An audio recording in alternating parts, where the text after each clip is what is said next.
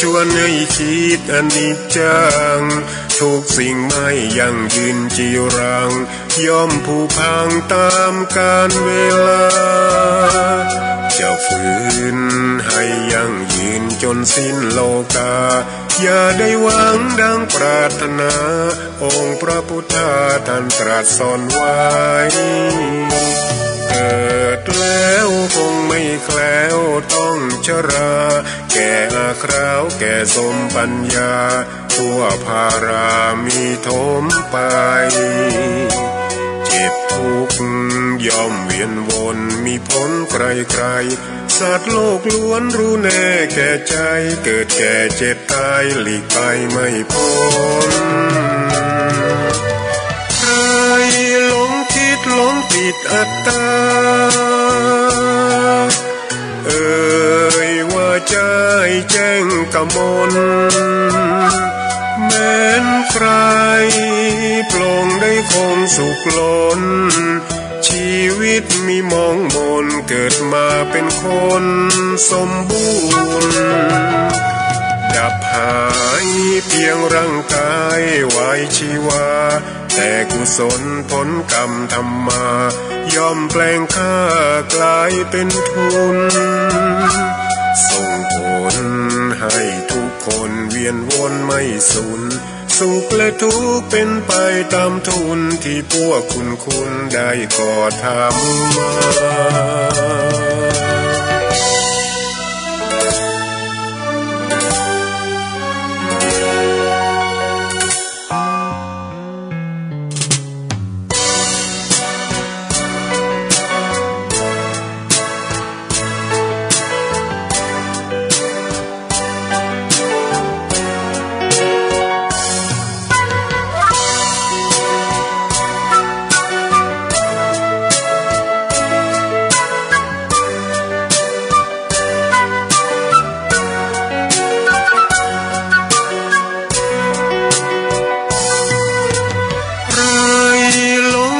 หลงติดอัตตาว่าใจแจ้งกมลแม้นใครปลงได้คงสุขล้นชีวิตมีมองมนเกิดมาเป็นคนสมบูรณ์ดับหายเพียงร่างกายไว้ชีวาแต่กุศลผลกรรมทำมาย่อมแปลงค่ากลายเป็นทุนส่งผลให้ทุกคนเวียนวนไม่สูญสุขและทุกข์เป็นไปตามทุนที่พวกคุณได้ก่อทำมา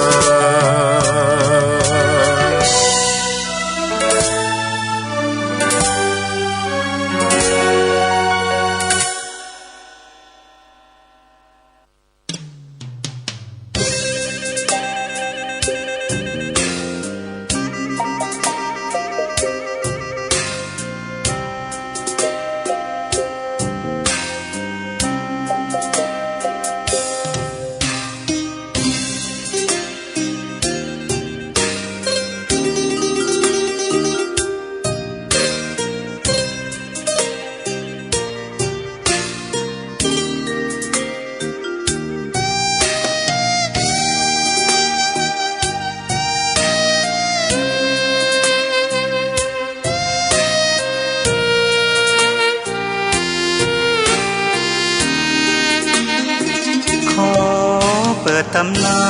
น1,300 กว่าปีแม่จามเทวี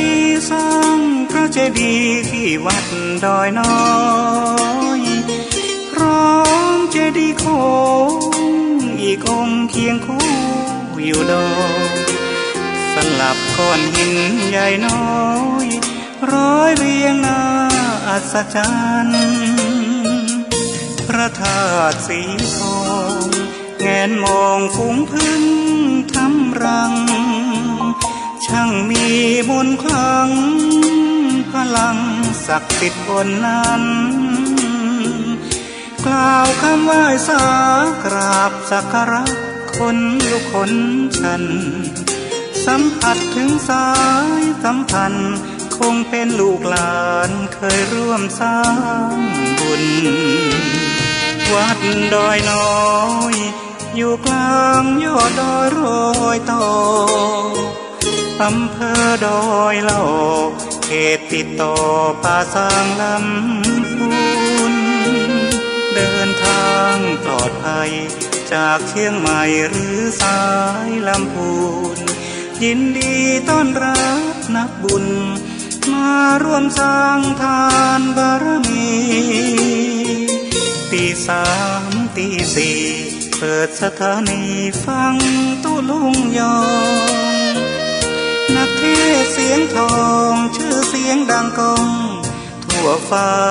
ธานีตัวจริงเสียงจริงวัดดอยน้อยแม่จามเทวีต้อนรับญาติโยมที่มีจิตศรัทธามาร่วมสร้างบุญ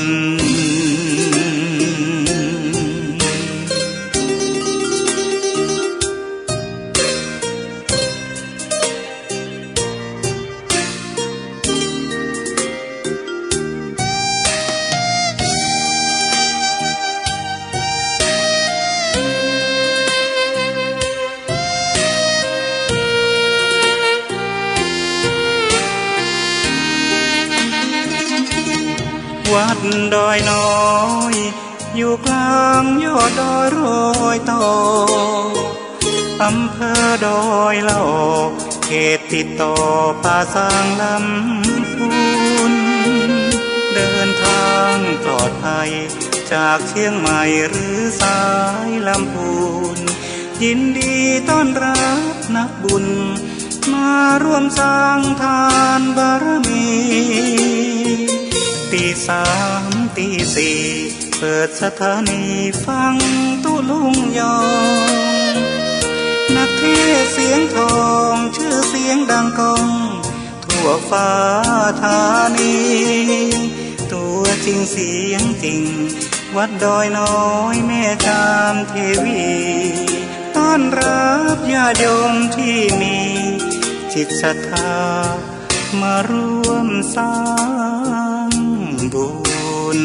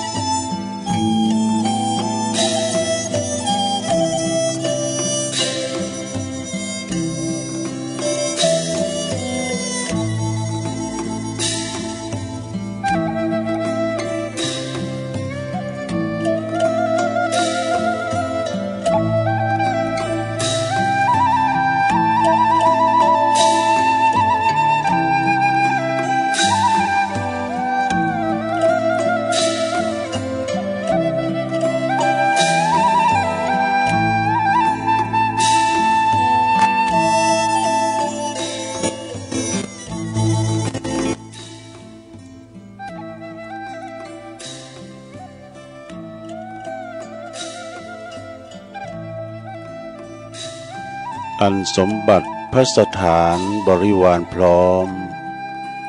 จะห้อมล้อมเราไว้ได้เพียงหนพอชีพดับทับถมดินสิ้นฝูงชนเหลือเพียงตนไปเปลี่ยวแต่เดียวดายตื่นเช้าขึ้นมาก็ยิ้มแย้มแจ่มใสทุกโศกโลกภัยหายไปหมดสิ่งก็ขอความนอบน้อมแด่พระรัตนตรัยอันมีพระพุทธพระธรรมพระสงฆ์เป็นสรณะที่พึ่งขอกราบแนบไต่ไหวสาถวายความเคารพมายังครูบาอาจารย์ พระมหาเถระนุเถระตันเจ้าคณะพระสังฆาธิการพระภิกษุสามเณรเจ้าจุโตนจุองค์กุวัดวาอารามพร้อมตึงสำนักติภักสงฆ์ตัวก็ขอความเจริญในธรรมเจริญปอนมายังบรรดาปอออกแม่ออกศรัทธาตันสาธุชนนักศีลนักบุญคุณดีหมู่เฮาเจ้าขาตั้งหลายแตกตื่นมื่นตามาแล้วก็มางมสวามหาโทรศัพท์เครื่องหับวิทยุก็ดีก็มาเปิดฟังรายการสเปเหระปกิณกะขอนลุงไก่แจงรายการเสียงธรรมแสงทองรายการเสียงธรรมแสงทองนี้ก็รับผิดชอบบริหารเวลาดำเนินรายการโดยต้นตัวแห่งอาตมาภาพเก่ากระผมตุลุงนันชัยวัฒน์นาคเสโนก็มาจัดรายการอยู่ที่บุญห้องสงฆ์ของวัดพระธาตุดอยน้อยตำบลดอยหล่ออำเภอดอยหล่อจังหวัดเชียงใหม่มาปบมาปะกันในยามค่ำคืนในขณะที่เปิ้นหลับเปิ้นนอนเนาะพักผ่อนสายตาพักผ่อนกายาพักผ่อนสมองโดยบ่ได้กึดได้สร้างบ่ได้กึดได้ลำอย่างก็นะการพักผ่อนหลับนอนนี่เป็นการดีที่สุดนะเพราะว่าเขาจะได้ออมแห้งไว้นะแต่ในขณะเดียวกันคุณเฒ่าสวอย่างเฮาทั้งหลายนี่ตื่นมาแล้วมันเป็นบัดลับนะกะสายกะซับไข่ให้มันแจ้งเวลามันจะนานสำหรับคนที่นอนไม่หลับเวลามันจะไม่นานเดี๋ยวก็ตื่นเดี๋ยวก็แจ้งเนาะเดี๋ยวก็สว่างสำหรับคนที่หลับโอ้กำลังรับโมนแจ้งแล้วรู้นี่นะเหมือนกันมาว่าเวลามันนานสำหรับคนที่รอคอยนะถ้าพระเจ้ามาเยี่ยมมาดำเดียวไว้นะแล้วก็เวลามันโวยสำหรับคนที่มาโวยแต่นั่นก็วันนี้มาปบมาปะกันในรายการสเปเหระของตุลุงนี่เป็นรายการที่วัดใจมาเจ้าการเปิ้นตื่นเจ้าก็ฟังไปแต่ว่าบัดเดี๋ยวนี้มันโอกาสเป็นให้อย่างหนึ่งได้ฟังเจ้าเอาฟังย้อนยุคย้อนหลังก็ได้นะเปิ้นว่าเปิ้นมีฟังย้อนหลังก็ได้อันนี้ก็เมตตาธรรมอาจารย์ท่านพระครูสมุวิศวัตรวรกิจโจเปิ้นแปลงโปรแกรมไว้นะเปิ้นว่าฟังกำลุนตื่นมาแล้วฟังแท้ใหม่ได้นะนั่นสดาญาติโยมเนาะ ก่อนที่ตุลุงจะได้เอ่ยไปตางคืนบุญแห่งสถานีวิทยุแต่ละคืนที่เปิ้นมีบุญต่อโสตประสาทของเฮาทั้งหลาย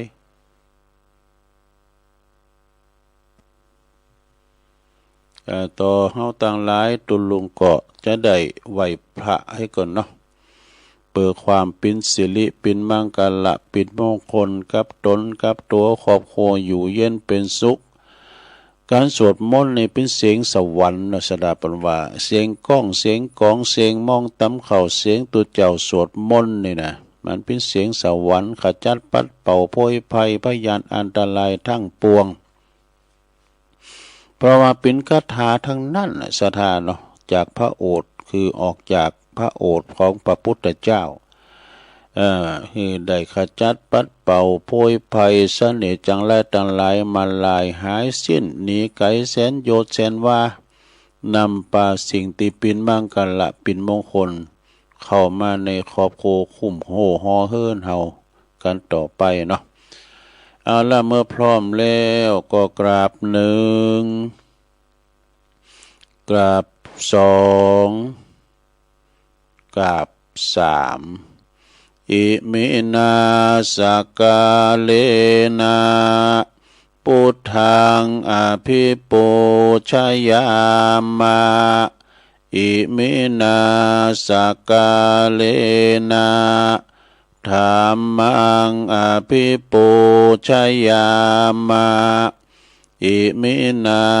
สกาเลนะสังฆังอภิปูชยามะอะระหังสัมมาสัมพุทโธภะคะวาพุทธังภะคะวันตังอภิวาเทมิสวากขาโตภะคะวะตาธัมโมธัมมังนะมัสสามิสุปฏิปันโนภะคะวะโตสาวกสังโฆสังฆังนะมามินะโมตัสสะภะคะวะโตอะระหะโตสัมมาสัมพุทธัสสะนะโมตัสสะภะคะวะโตอะระหะโตสัมมาสัมพุทธัสสะนะโมตัสสะภะคะวะโตอะระหะโตสัมมาสัมพุทธัสสะอิติปิโสภะคะวะอะระหังสัมมาสัมพุทโธวิจาจารณะสัมปันโนสุขโตโลกวิโตอนุตตโลปุริสตัมมัสสาลัทธิสัทธาเทวมนุสสานังพุทโธภคะวะติสวากขาโตภคะวะตาธัมโมสันติติโกอากาลิโกเอหิปัสสิโกโอปันนะยิโกปัจจตังเวทิตาโปวินโยเหติสุปฏิปันโนภะคะวะโตสาวกสังโฆอุจจุปฏิปันโนภะคะวะโตสาวกสังโฆญายะปฏิปันโนภะคะวะโตสาวกสังโฆสามิจิปฏิปันโนภะคะวะโตสาวกสังโฆญาติตังจัตตาลิปุริสยุคาเนอัฏฐปุริสปุคคลาเอสะภะคะวะโตสาวกสังโฆอาหุนายโยปาหุนายโยตาคินายโยอัญจลิกาลนิโยอนุตตลังปุญญเขตังโลกัสสติจายันโตโปติยามุเลสกายานังนันดิวัตันโนเอวังตวังวิจัยโยโหหิจัยยสุจัยยมังคะเลอปาลาจิตตาปันลังเกสิเสปัทวิปุคะเลอภิเสเกสัพพพุทธานังอากัปปะโตปโมทติ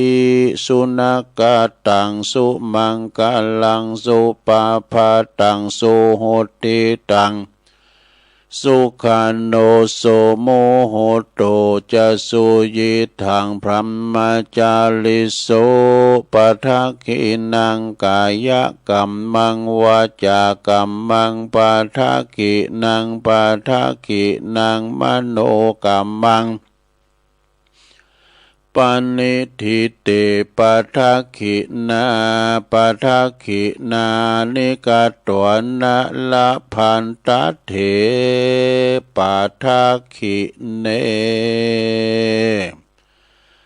ส สัพพิติโยวิวัจจันตุสัพพะโลกวินาศตุมาเตภวัตวันตรายโยสุขิติกายุโกภวะอภิวาทนาสิลิสานิจังมุตตาปัจจายโนจัตตาโลธรรมาวาทันติอายุวันโนสุขังปะลังเอาละเนาะศรัทธาญาติโยมต่างหลายตุลุงก็ปิ้นเก้าปิ้นโหนำสวดมนต์ไปปิ้นตีเรียบร้อยก็ขอคุณพระติตาไหล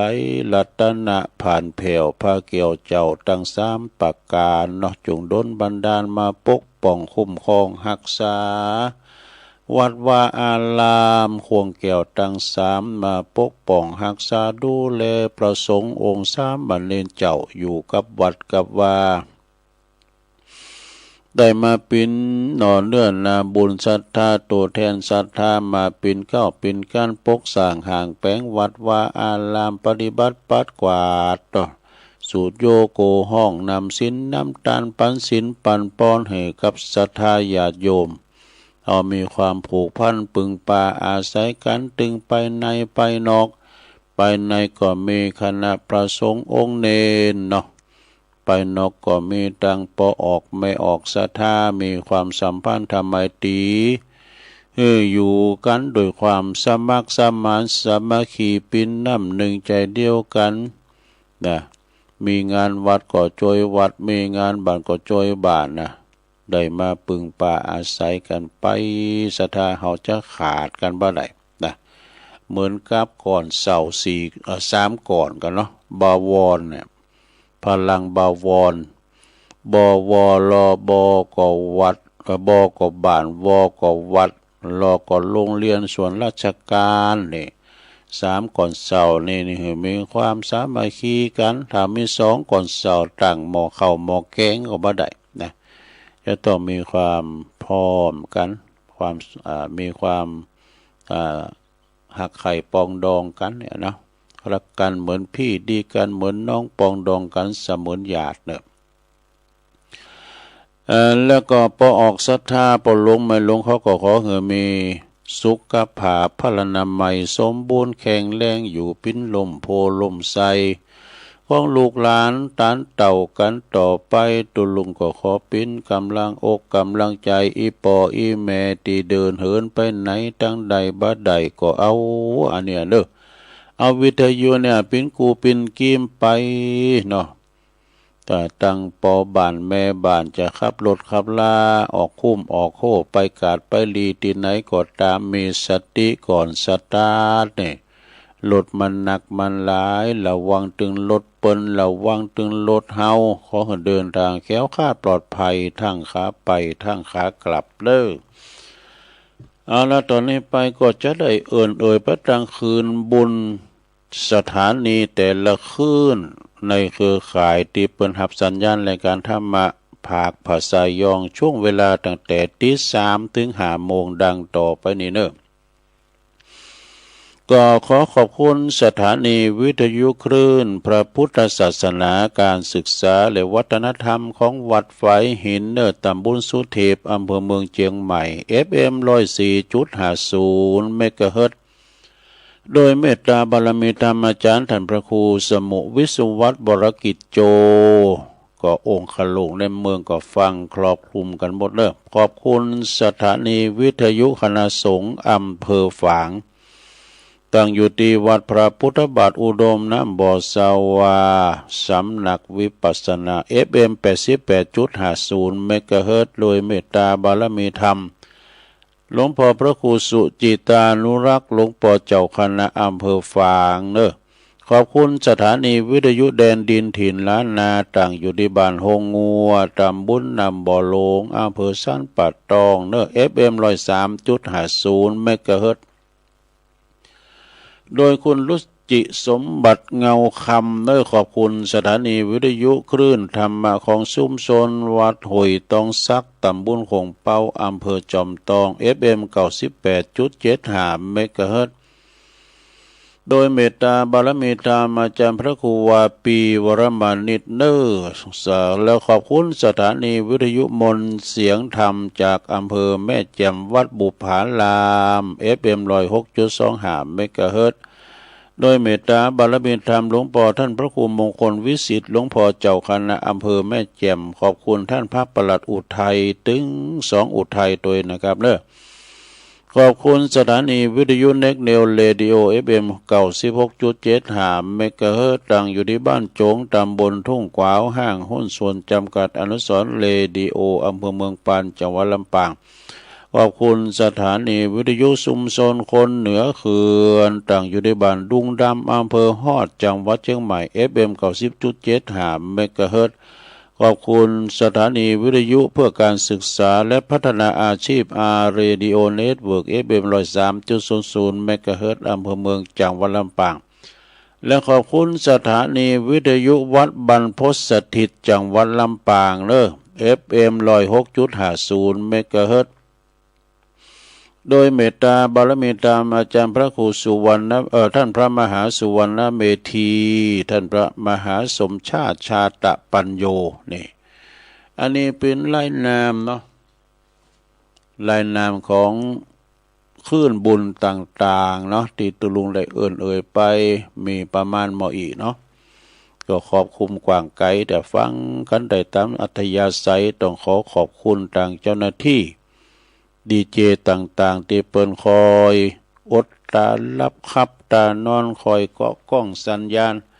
นำรายการแต่ละรายการของครูบาอาจารย์สู่ท่านผู้ฟัง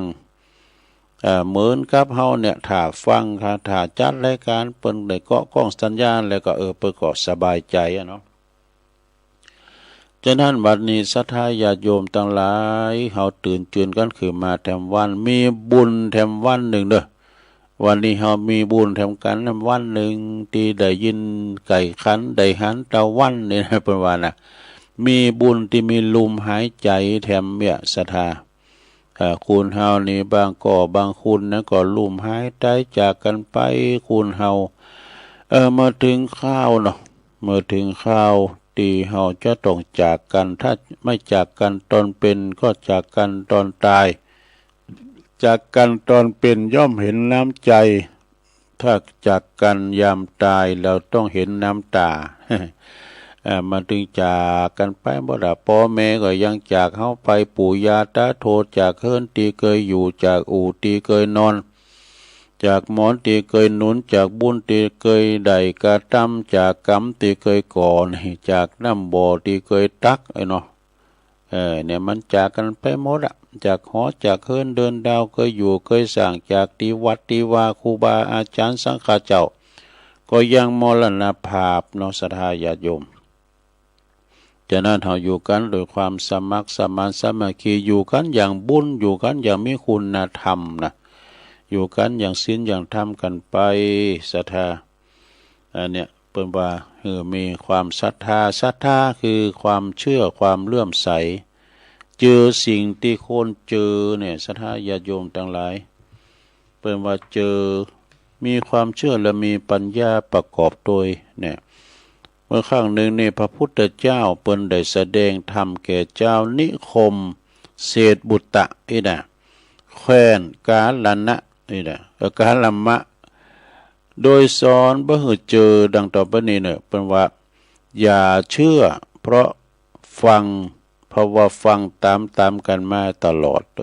นะ2อย่าเชื่อเพราะว่า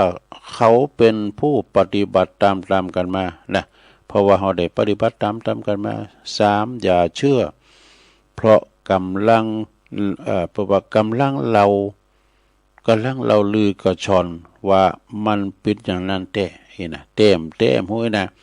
แล้วก็4อย่าเชื่อโดยการอ่างตำรานี่กาลามาสูตรนี่ก็ฮะเนาะฉะนั้นวันนี้มาปะกันเนศรัทธาก็ตรงกับวันศุกร์เนอะศุกร์เอาเราเสาร์เอาหน่วยศุกร์ที่10แล้วกันเนี่ยนะศรัทธาวันนี้วันศุกร์ที่10ของเดือนกรกฎาคมพุทธศักราช2560 60เก่าก็มานี่แล้วเนอะเนี่ยวันเวลาก็ล่วงเลยผ่านไปศรัทธาญาติโยมทั้งหลายในตอนนี้ก็จะน้อมนำเอาสุมาเด้อเปิ้นว่ายกเว้นระวังขี่3กองนะอันนี้ก็เคยได้ฟังอาจารย์ท่านพระครูวรธรรมนาถก็ดีเปิ้นอู่เริงระวังขี่3กองขี่ลิ้นขี่เหล้าขี่ลักไอ้จ้ะขี่ข้านมีหลายขี่นะเปิ้นก็ถึงว่าสัปปะเรื่องขี่ในขี่ตามปูจ้านี่ขี่ผึ่งนี่ดีเนอะสะท่าที่เฮาไปหล่อเต้นกันมาเนี่ยเป็นกลุ่มเป็นคณะก็ไปหล่อกันมาแล้วที่สถาบันธรรมาภิวัตน์แล้วจะไปตานภูมิฮือเนี่ยกะทางเมืองฝางก็ดีฉะนั้นก็ขี่ที่เปิ้นตามปูจ้าก็ขี่ผึ่งขี่ผึ่งแล้วก็ขี่ตีได้ปึงก็ขี่บ่ได้ปึงก็ได้ขี่จิเนอะขี่จินี่บ่ดีแต่คุณขี่จินี่มันใครมีเจ้าหมูเนอะสะท่าเพราะว่ามันเอื้อเฟื้อเผื่อไผ่หือไผ่ขี่จิเป็นวัฒนีนะในธรรมเป็นวัฒนีขี่จิเนี่ยเป็นว่าคุณขี่จิไผ่ตึงบ่ถามหาแต่ถ้าคุณเมตตาไปทางใดถึงบักกันถ้าเตี้ยเนาะ การเฮาขีดจิขีดถีนะมันแม้แต่ว่าลูกหลานก็ถึงมักไก่เนาะไปขออันใดก็ค้างก็โฮงไว้แต่มันจะได้แบ่งบายบิดแบ่งให้ลูกหลานนี่นะกันถ้าว่าครูบาอาจารย์ก็ตามเด้อลูกศิษย์ลุงหามาก็เอาไปสู่ข้อนี้ไปหับสังหับตานสังได้มาก็เอาไปนี่นะเอาขนมก็บิดแบ่งกันไปพอหลงไม่หลงก็บิดแบ่งให้ลูกหลานเนี่ยโอ้อันนี้มันถึงมาเป้าบึ้ดๆนั่นเด้อพอหอมขีดจิโลมีอันใดก็บิดแบ่งให้เขาไปแบ่งเบาภาระกานี่บ่ขีดจิบ่ขีดท่านีบ่ขีดจิคือมีน้ำจิตน้ำใจเฟื้อเผื่อแผ่นะคือคุณรอบข้างเห็นน่ะเนาะแล้วก็ขีดต่ำนี้นี่เป็นขีดคุณต่ำนี้ขีดข้านเนี่ยขีดข้านมาแล้วคุณขีดข้านเลี้ยงบอดี้แต่เป็นว่านะคนขี่ข้านนี่มันตึงเอาการเอางานเป็นว่าขี่ข้านสันหลังยาวนอนรับอยู่วันคำมาบ่มันนายมอนก้านหรือบ่นายมอนลืมไม่ใช่เขาว่านะคนขี่ข้านเมื่อก่อนนี้เนี่ยเสียปิ้นก็ลุงเสียปิ้นเปิ้นแต่งเพลงตัวอ้ายเกิดมาเป็นคนขี้ค้านบอกเกยเยกการเลยในชาตินี้คิดว่าจะไปขายแว่นขายหวีก็กลัวพุดตื่นเนี่ยประกอบเพลงเปิ้นก่อนนะเป็นคนขี่ข้านคนขี่เตี้ยขี่ตายประมาณนะแล้วก็คนขี่ใบย่อมก้านให้ขี่แพ้ชวนตีเนี่ยไปที่ไหนก็ตามไปตีมวยก็ตามฝ่ายดำฝ่ายแดงฝ่ายน้ำเงินนะบทต้นนางมวยก้านปีเล่งมันก้านแล้วมั้งกองก้านเจ้ามันก้านปะเนี่ยมันเนี่ยมันชวนแพ้ชวนตีว่าแล้วก็ขี่ตีปนเดินนี้ขี่ขอหันยังก็เป็นคอหมดนะขี่ขออันนั้นขี่ขออันนี้นะเปิ้นดูดมลีก็ขอต่อนะเนาะเนี่ยต่อมลีเปิ้นเนี่ยแล้วก็ขี่ตีไปหาหมอนี่ก็ขี่โรคขี่ไข้โรคภัยไข้เจ็บนี่มันถึงมีมาเบียดเบนนี่ซะได้ญาติโยมภัยไข้หันรูปธรรมสัจธรรมก็ไปหงยานี่ไปหงยุกหงยาไปพอเปิ้นรู้เปิ้นเป็นคุ้นไข่บางพองนี่ปดโตใส่ยวงใส่ยังสุกปากสุกหูดังอันเนี้ยเป็นคุ้นไข่บำบัดความตุกกายนะพยายามบางพองก็ไปเติมน้ำเกลือบางพองก็ไปเติมเลือดอย่างห้องยามหาลาดกันเนาะห้องยาสนดอกเนี่ยเปิ้นก็ตอดผ้าป่า วันนี้เป็นวันที่สองแล้วกันเนี่ยพร้อมอย่างเพราะว่าปีไหนเปิ้นก็จะตอดเฮ็ดตือหนึ่งไอ้นะวันที่เก่าที่10เปิ้นก็ตอดผ้าป่าหงยาโลงแต่เด้อหงยาสวนดอกนี่นะไผมันเคยไปตุลุงนี่เคยไปหลายตือละนะไปหงยาสวนดอกแต่โตก็เฮาก็ไม่เคยจางเลยเปิ้นก็พอไปตามซอนจี้คุณนี่มันมาหันโมนะคุณนาคุณลายใช่นะเดี๋ยวนี้มันก็เฮาก็มาหงยาไก่ๆเนี่ยนะหงยาประจำอำเภอเนี่ยดอยหลอเนี่ยเปิ้นนัดก็ไปกำไปหับยากะเปิ้นเอาฮื้อก็กินน่ะตุ้มจะได้ซื้อน่ะหมอบอกว่านี่ก็มากินก็เหลือจะหลายอยู่ถึงไหนละขี่โรคขี่ไข้เด้อนะขี่ที่ไปหาหมอในขี่โรคขี่ไข้ขี่ที่เปิ้นบ่เข้าไก่คือขี่ม้าว่าซุมาเด้อแล้วก็ขี่ที่คุณบ่ปรารถนาในขี่ยาขี่เหล้าตัวไอ้เลย ขี่เหล้าขี่ยาอีน่ะเนาะสถานมันมีหมดอ่ะนะการงานไหนนี่ดำมีขี่เหล้านี่มันบ่โมนนะเปิ้นว่านะนักร้องนักดนตรีเหมือนกันอ่ะก็เวลาเขาห้องเพลงก็ไม่ขี่เหล้าลำวงอยู่หน้าเวทีน่ะเขาโมนว่ะนะแต่มันมีขี่เหล้าในไข่ย่างเจ๊จัดเจ้าแต่จะมีอันจ้ะก็เด็กก็จกสตางค์ใบซาวเหอะนี่เนี่ยขี่เหล้าแล้วมันใจถึงนะโอ้ตัวเจ้ามาแล้วกายนะบทโอ้ไปไหวตัวเจ้าขึ้นมาบุญบาทมาเตดเนี่ยกราบจะดีละนะเปิ้นเตดได้สักบื้อในบทโลขีเราจกสตางค์ใบซาวมาหอมกันเตดก็เดียวก็ตั้งหลายหมวนเลยผมจะขี่เราก็จำเป็นต้องหอมหมด ขี่เราจี้น้ำแล้วเนาะถึงไหนขี่เหล้าขี่ยาขี่ตีกับเขานั่นกาก็คือขี่ป้าขุมปุตตะคุมลิ้วเลยนี่นะก็มันก็ล่ำแต่เด้อขี่ป้าขุมเลยนะได้เอามือนั่นนี่ ขี่ป้าขุมนี่นะตอนที่เราไปฉันตั้งนอกเนาะอย่าว่าเปิ้นมีงานข้าวดำก็ดีเปิ้นแปลงไม้นะโธ่อันนี้เนี่ยแต่ขี้ปลาขมแล้วก็ที่ไหนเอาไก่มาเนี่ยเอานี้ก่อนนะขี่ที่เปิ้นเราเนี่ยขี่ปากเอาขามาหลายบทขี่ปากมันจะมีแต่มันจะมีคุณหน่วยงานอ่ะขี่ปากขี่เราขี่ปากเขานี่นะ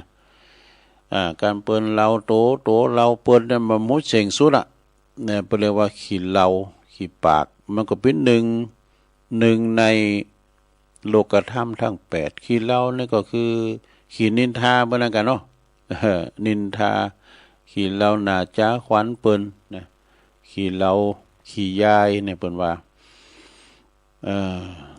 แล้วก็ขี่ที่เป็นปิ่นสนิทนั่นก็คือขี่ลักขี่ขโมยอันนี้บ่ดีแต่และขี่ที่ดีอย่างขี่ที่คนชื่นชมก็คือขี่อูจักนำสู่เส้นตั้งธรรมนี่ศรัทธาญาโยมจักนำเส้นตั้งธรรมนะเอาให้ตะอีกก่อนเนาะเป็นหนังสือข้อคิดคำคมคาลมตุลุงธรรม วัดใหม่กระหม่อมทองเนอะศรัทธาตุลุงธรรมพระครูพิสุทธิ์ธรรมสุนทรมีหลายอยู่ศรัทธาแต่ก่อของเป็นธรรมของตุปีสมเพชรปัญญาโนของกาของปนานปันอินมาศของกาโอ้หลายอยู่ของปคูสีโนนเขาเนี่ยนะก็คอยเอามาออกกันตัวหน่อยตอนนี้ไปก็จะเอาขอคิดตั้งธรรมเนาะเรื่องอย่างมาละก็คือคติธรรมเรื่องเปิ้นว่าขอบคุณต่างๆเรื่องขอบคุณกรรมเนาะพี่จะได้กรรมว่าขอบคุณก็โอ้ยินดีเนอะเปิ้นเอาอย่างเฮาขอบคุณเราก็ปินว่าดีอ่ะนะเอาคำมาขอบคุณปินเชื่อใดข อบคุณความผิดพลาดขอบคุณขอบคุณความผิดพลาดที่ทำให้ฉลาดยิ่งกว่าเดิมขอบคุณความริษยาที่ทำให้กล้าสร้างสรรค์สิ่งใหม่ขอบคุณคำวิพากษ์นี่นะคำวิพากษ์วิจารณ์ที่ทำให้เหือนพลิบานอย่างไล่ข้อตำหนิ ก่อนนำเสนอทำย่ำหนึ่งเปิ้นว่าแก้วที่คว่ำแก้วเตรียมมันข่มนี่นะอยู่กลางสายฝนต่อหือฝนตกนักต่อได้ก็ตามเตอะไปว่าแก้วเตอะกะลากะลูกบาเป้าเนี่ยก็ตามเนอะมันข่มเนี่ยนะฝนจะตกกันนำนักน้อยเพียงใดก็ตามทั้งคืนก็ตามก็บ่อาจจะติ้มน้ำติ้มแก้วได้นี่คนตีบ่ยอมเปิดใจเห็นโหนี่ต่อหือคลุกคลีอยู่กับนักปราชญ์ทั้งคืนก็ยังคงโง่เท่าเดิม เนี่ยเนาะเนี่ยเพราะว่าจะปีนใต้รถนะปีนใต้รถจางกับปีนใต้รถน่ะล่องขับพอไอ้นะมันก็ไม่ได้ขับรถสักเตือไอ้นะยังก็ตามเนาะ อย่างเขาอยู่ไกลนักปราชญ์เนี่ยความหู้ความฉลาดก็จะปราดเปรื่องมานะอันนี้ก็นำเสนอทั้งอย่างหนึ่งในยะลึกล้ำคำว่าขอบคุณคำว่าขอบคุณความไม่รู้ที่ทำให้ขอบคุณหู้จักคู่ได้ชื่อว่าประสบการณ์นี่ขอบคุณความผิดหวังที่ทำให้ตั้งสติเพิ่นลุกขึ้นใหม่ขอบคุณศัตรูที่แกร่งกล้าที่ทำให้หู้ว่าเฮานี่ยังใจเปิ้นว่าไม่ใช่มืออาชีพนี่ เขาทาเนอะแถมบทหนึ่งเนี่ยสถาเนอะ แถมบทหนึ่งก็เอามาเล่าสู่จูกันฟังสดาญาติโยมอยู่หือเปิ้นว่าอยู่หือคุณหักอยู่ให้คนเขารักจากไปหือเขาหือคุณเขาอะไรนี่อันนี้มันเป็นกรรมที่ว่ามีมาแต่หึงแต่เมื่อนานแล้วเด้ออยู่หือเปิ้นหักกะจากไปหือเปิ้นอะไรหานี่มันจะว่าไปก็ดีบ่เฮ้ยที่อยู่นี่ก็ลกลุงลังบ่เพียงพัดปัดกวาดอันนี้ก็น่าแก่เนอะคุณได้แต่ว่าอยู่ที่ไหนมดหันนี่เนาะอยู่ที่ไหนมันตีนมันมือบัจิบาจีแหงอยู่เปิ้นก็ช่วยเปิ้นนะอยู่วัดก็ช่วยวัดอยู่บ้านก็ช่วยบ้านนี่โอ้กันจากไปนี่เปิ้นก็อะไรหาเนาะอยู่หือเขาหักนี่อยู่ให้คนเขารักจากไปหือคุณเขาอะไรลงลับไปก็คือคุณเอ่ยอ่างถึงนี่อยู่คือคุณฮักก็คืออยู่อย่างผู้ให้นี่แต่ไปขีดจิ เป็นผู้ที่ให้คือหือพองเปิ้นว่าจะไปขีดจิท่านหนีเนี่ยคุณขีดจิไผตึงบ่ถามหาถ้าคุณมีเมตตาไปต่างใดตึงบักกันมีเงินคำมีเงินมีทองแล้วเพราะว่ามีเงินทองแล้วบ่ใจบ่ซอยกองเต่ามอนดอยไผตึงบะโอดบะอ่างเด้อ เนี่ยจากไปให้เขาคิดถึงอะไรก่อนนะอะไรก่อนสร้างจากสร้างสรรค์แต่สิ่งที่มีคุณค่าเมื่อลงหลับไปคุณระลึกนึกถึงเวลามีชีวิตทำแต่คุณงามความดีจนเป็นตีจดจำนี่คุณเฮาก็อักษรนะบ่ว่าครูบาอาจารย์บ่ว่าพระสงฆ์องค์สังฆเจ้าเขาว่าเป็นครูนะครูบางท่านบางคนอยู่มาเมื่อไหนนะ จนว่าเป็นตีหักของลูกศิษย์ลูกหาเปิ้นสั่งย้ายไปอยู่ที่อื่นนักเล่นไห้ก็มีนะเนาะสดาญาโยมทั้งหลายตุโลงก็เหมือนกันแล้วนี่ฮู้มาลายนะตีเขาถึงประชาชนที่คุณเปิ้นหักเปิ้นโหมพอออกไม่ออกศรัทธาสนับสนุนตั้งแต่เป็นเนรมาแล้วเป็นตุเป็นเจ้ามากำลังจะได้เป็นตุโลงเลยนะไปจกเบอร์ทหารติดแดงไปอ่ะนะจำเป็นต้องลาศึกขาไปปุดก็คุณเท่าไว้ให้วันแข่งวันขาวเสียได้นะเนาะ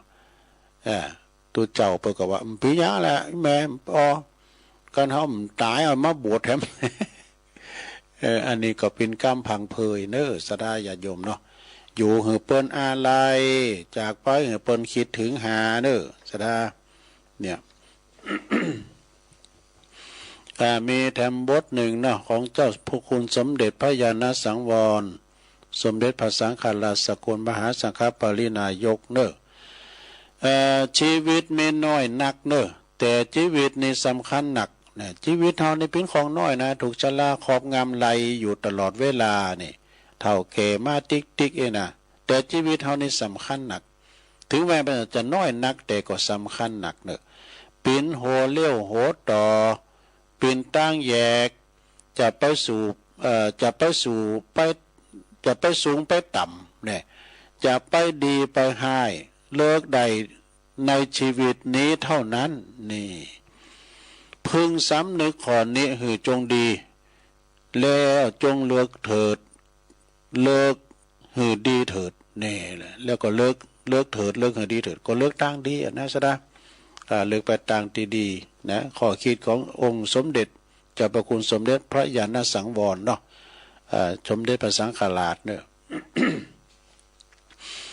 แถมบทหนึ่งอันนี้เป็นของหลวงปู่ท่อ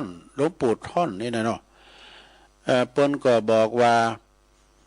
ไปเดือดร้อนอันยังกับคุณนินทา จะไปเดือดร้อนยังกับคุณนินทานี่ไผนินทาเฮาบ่ได้ยินก็บ่ใส่ใจก็สบายนี่แล้วก็คุณนินทาน่ะเป็นยาชูกำลังนี่ศัตรูคือยาชูกำลังเนี่ยเนาะที่จะเตือนตัวเองเขาติดีกว่าเขาชมนี่จะได้หูโตทางเฮาเป็นอย่างตีจะอย่างตีนั้นอย่างนั้นแล้วเฮาจะได้ปรับปรุง แต่เฮาก็จะได้ปรับปรุงเฮาก็จะได้อาจจะไปโกรธเขาทำไมนี่ถ้าไปโกรธเขาก็เลวกว่าเฮาแพ้ตัวเองได้มันจึงมีเนาะสดาญาโยม บ่ว่าที่ไหนหน่วยงานใดก็ตามบ่ว่าไปนอกไปในไปนอกหน่วยงานใดก็ตามชมรมใดก็ตามมันจึงมีดอกคำนินทาก้านี่คำติให้ติดีนะบางคนนี่เยี่ยมอย่างถากติเนี่ยสั่งติดูแต่ติเป็นอย่างอั้นอย่างอี้นะแต่ตัวเก่านี่มันติตัวเก่าเนี่ยเปิดว่าคำนินทานี่เป็นยากำลังวะในหนังสือนี่นะเปิดว่านะมีคำกลอนอยู่บทหนึ่งลืมไปแล้วกันคำนินทาน่ะเปิดว่าได้เปิดว่าความ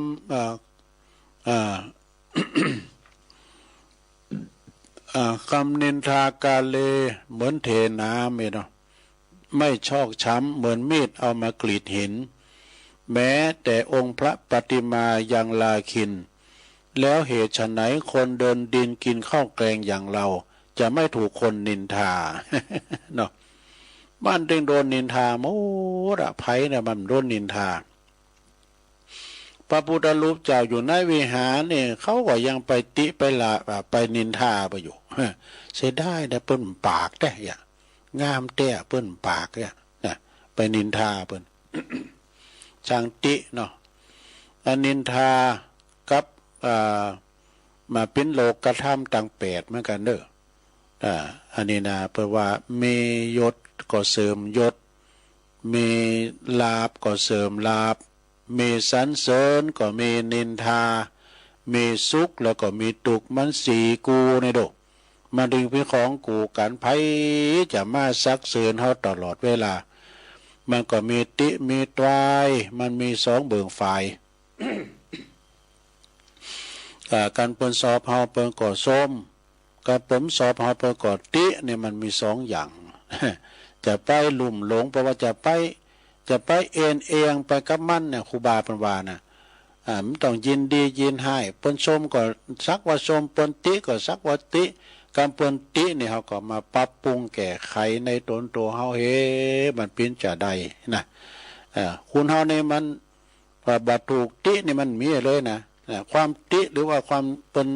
ตินี่เป็นยาชูกำลังนี่นะเอาแรมบทหนึ่งนำเสนอเนอสดา ก็แรมบทหนึ่งนำเสนอเรื่องเล่าปากต่อปากกันสุดท้ายก็เป็นแค่คำนินทาแน่เรากันปากต่อปากในสุดท้ายมันก็แค่คำนินทาเดี๋ยวมันก็ผ่านไปนะใจจีเพราะว่าใช้จิตใจตีชอบตำหนิผู้อื่นนะใจจิตใจตีชอบตำหนิผู้อื่นมาตำหนิตัวเองดีกว่านี่ใจจิตใจตีชอบหืออภัยตัวเองมาหืออภัยผู้อื่นพ้องเห็นนะถ้าเฮาบัดทิ้งบุญก็บัดทิ้งเฮา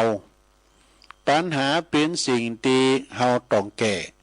กรรมนี่เป็นสิ่งที่เฮาต้องชดใช้ทุกสิ่งทุกอย่างเป็นสิ่งที่เฮาต้องรับต้องรับทั้งนั้นนะต้องรับนะรับตุกเนี่ยนะซะนะแต่กรรมเนี่ยมันแก่บ่ได้เนอะ ไปว่าแก่กรรมใดพองกรรมนี่แก้ไม่ได้กรรมคือการกระทำกรรมอย่างใดก็ต้องได้ชดใช้อย่างนั้น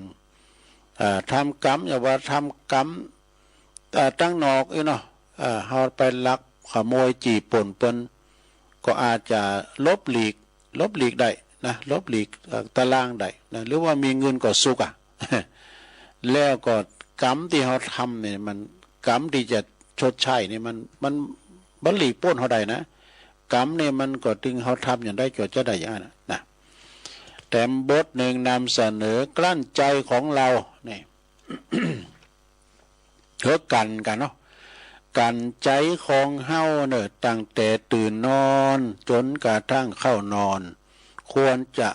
รักษาศีลเนี่ยว่ากันใจของเฮาหือสะอาดบริสุทธิ์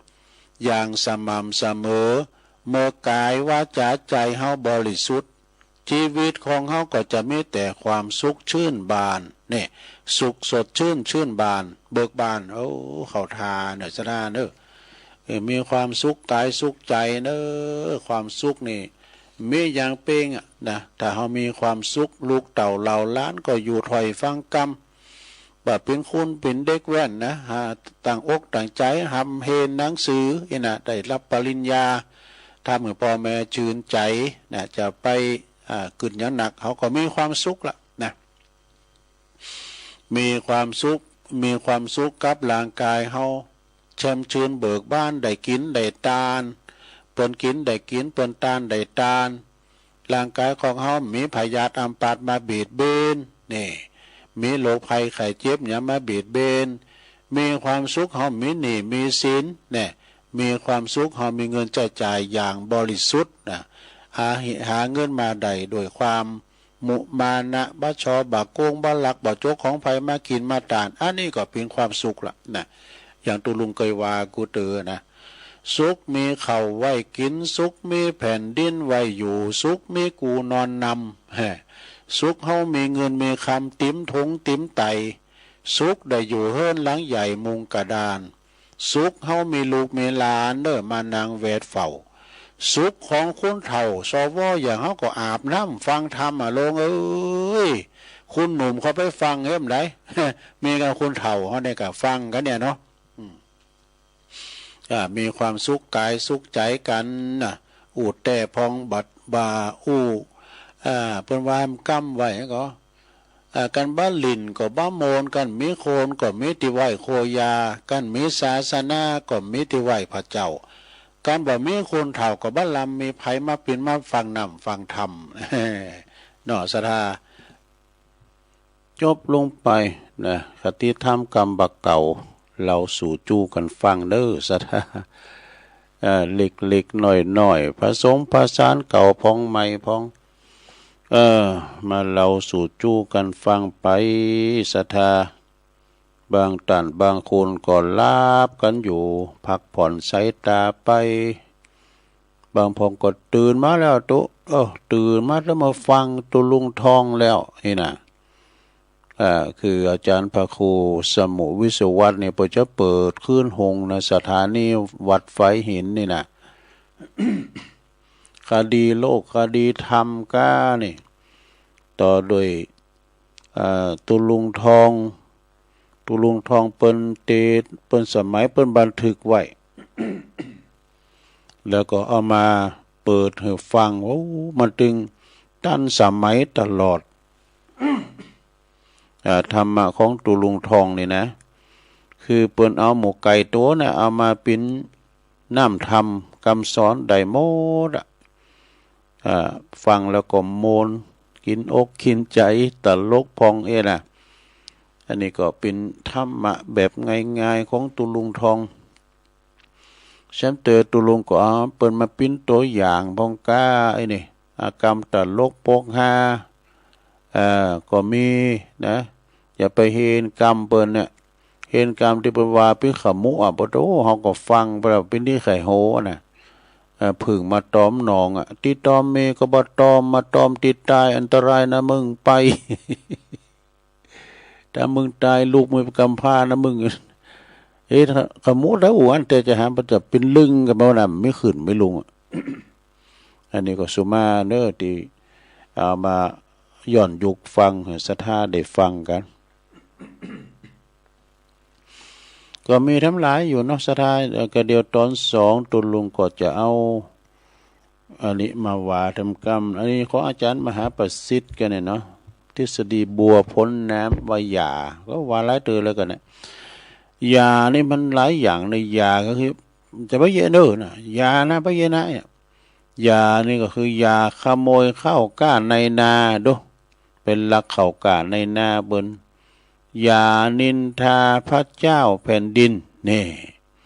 อย่าไปกินของหลวงลูกอย่าไปละเมิดสามีภรรยาคนอื่น อย่าไปตื่นข่าวลือเนี่ยข่าวลือมันถึงมีดูข่าวลือเขากระต่ายตื่นตุ้มมา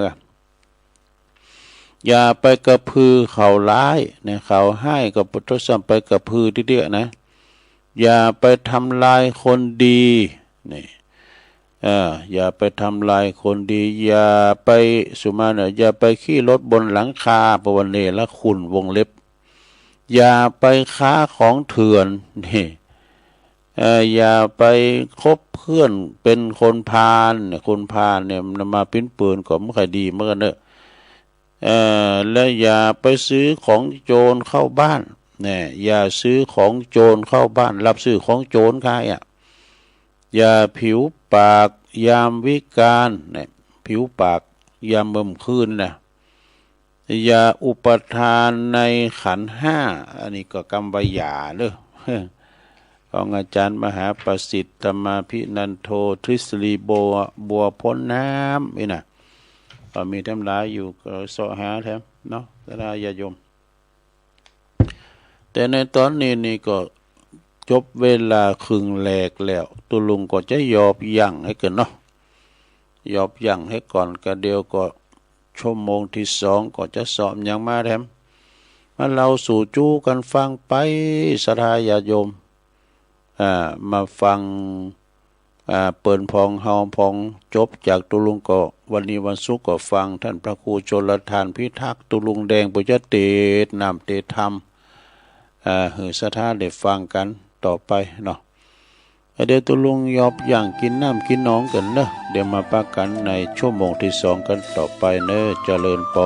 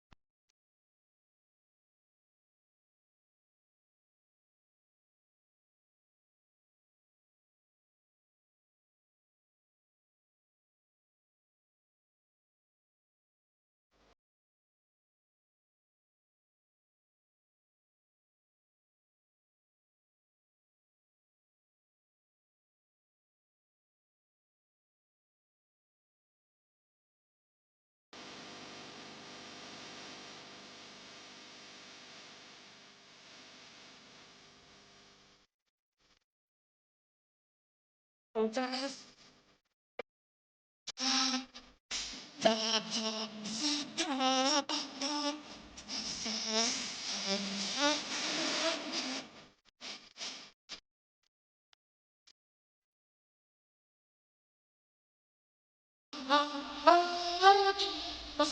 ากสินหามือ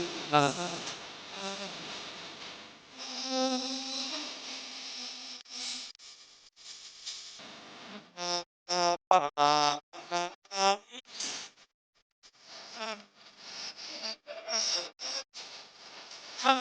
จะได้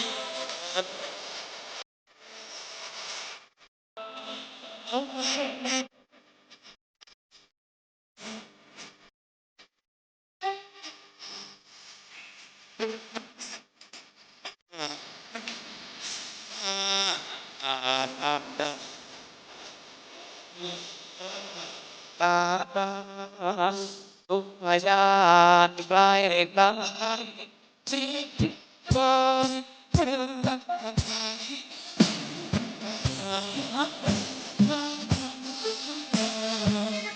สา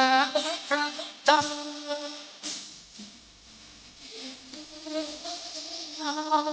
อาจารย์ตลา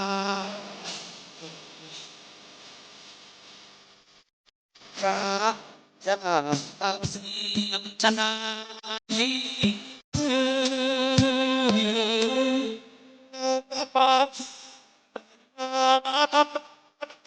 ไปป่า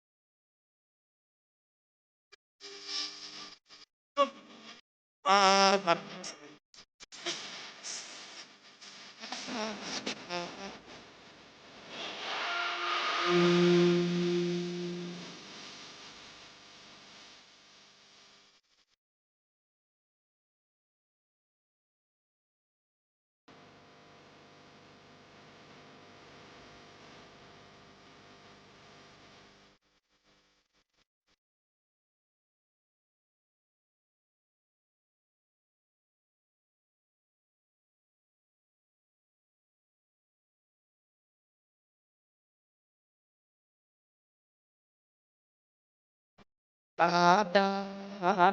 บุญ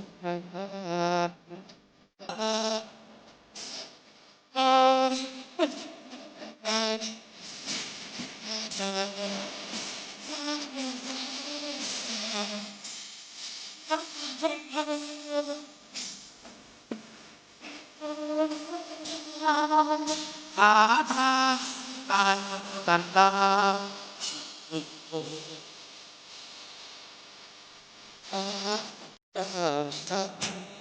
ชนะ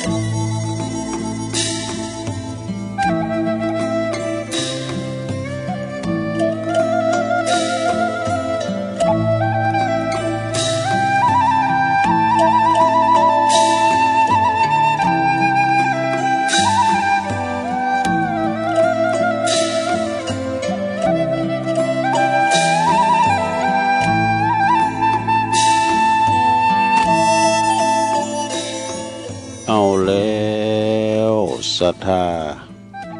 สาธุชนญาติโยมทั้งหลายเนาะตุลุงก็พักเบรกนะพักครึ่งนั่งมึนลำไปก็เจ็บหลังเจ็บแอว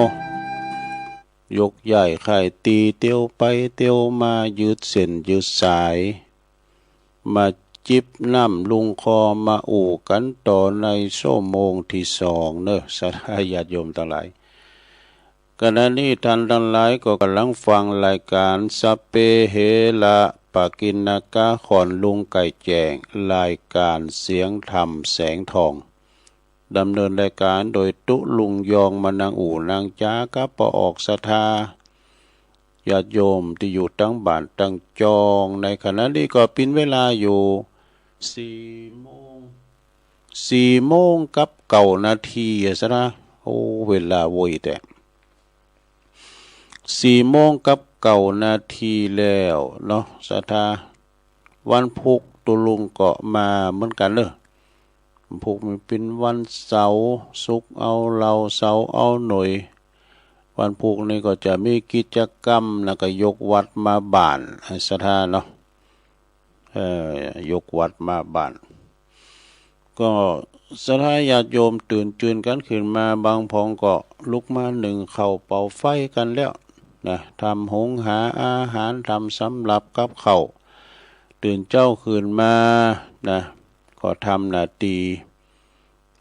เกมที่จะใส่บาตรพันเนนเทนน้อยจะมากุมเข่าหน้าประตูโหเฮาหันนะก็เป็นหน้าบุญเด้อเปิ่นเอาบุญมาถึงตี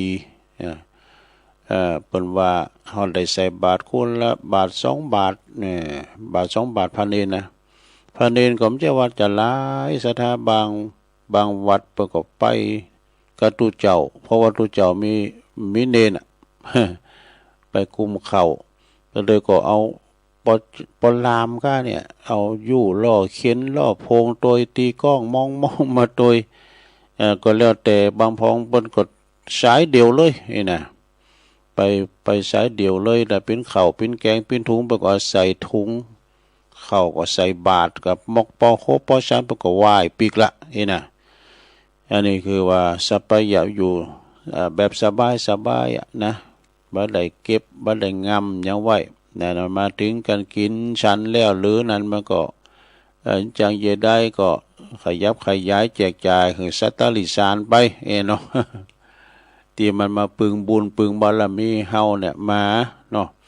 มันอยู่กับเฮาอยู่กับวัดกับว่าแต่บางวัดบางวานี่ก็หลายเด้อบางวัดบางวาถ้าดูเจ้าเปิ้นโหมสัตว์เลี้ยงนี่ก็มีนะมันก็ยังคุ้นบ้านเหมือนกันนะศรัทธาเนาะถ้าเขาจะเข้าไปบ้านหลังนั้นหรือว่าเขาจะไปวัดนั้นนี่นะมันโอ้หมามันหลายเนี่ยสุดท้ายเขาก็กูนะไปสักคำก็มีนะมีหันเติงก่อนตุลุงเป็นตัวใหม่นะหลวงพ่อตุปอนะตอนนั้นตุปอว่าไปสู่มาบ่ละเขาสาองศาเดินจีปีใหม่ไปสู่มาตั้งโหวัดโหว่าเปิ่นเป็นจาริตหีทอยดีๆหรอแล้วก็ตู้เจ้าตู้หนึ่งเป็นเลี้ยงม้าบรม้ามจะมาน้อยนี่ม้าฝรั่งก็มันตัวใหญ่นี่ตู้ลุงก็เท่าแล้วเปล่าเนาะมันแก่เล่นเน้นเขาเนาะตัวใหญ่ไปว่ากราบไปวันตาไม้วันก็ม้ามานั่งอยู่ตรงหน้าตู้ลุงอะไรเนาะเขามาไหวม้าเลยนี่ก็ไม่ใช่หมอเขาไอ้กงกันเนาะก็มาเริ่มแม่มันใหญ่ก็ใหญ่นะโหโกเลย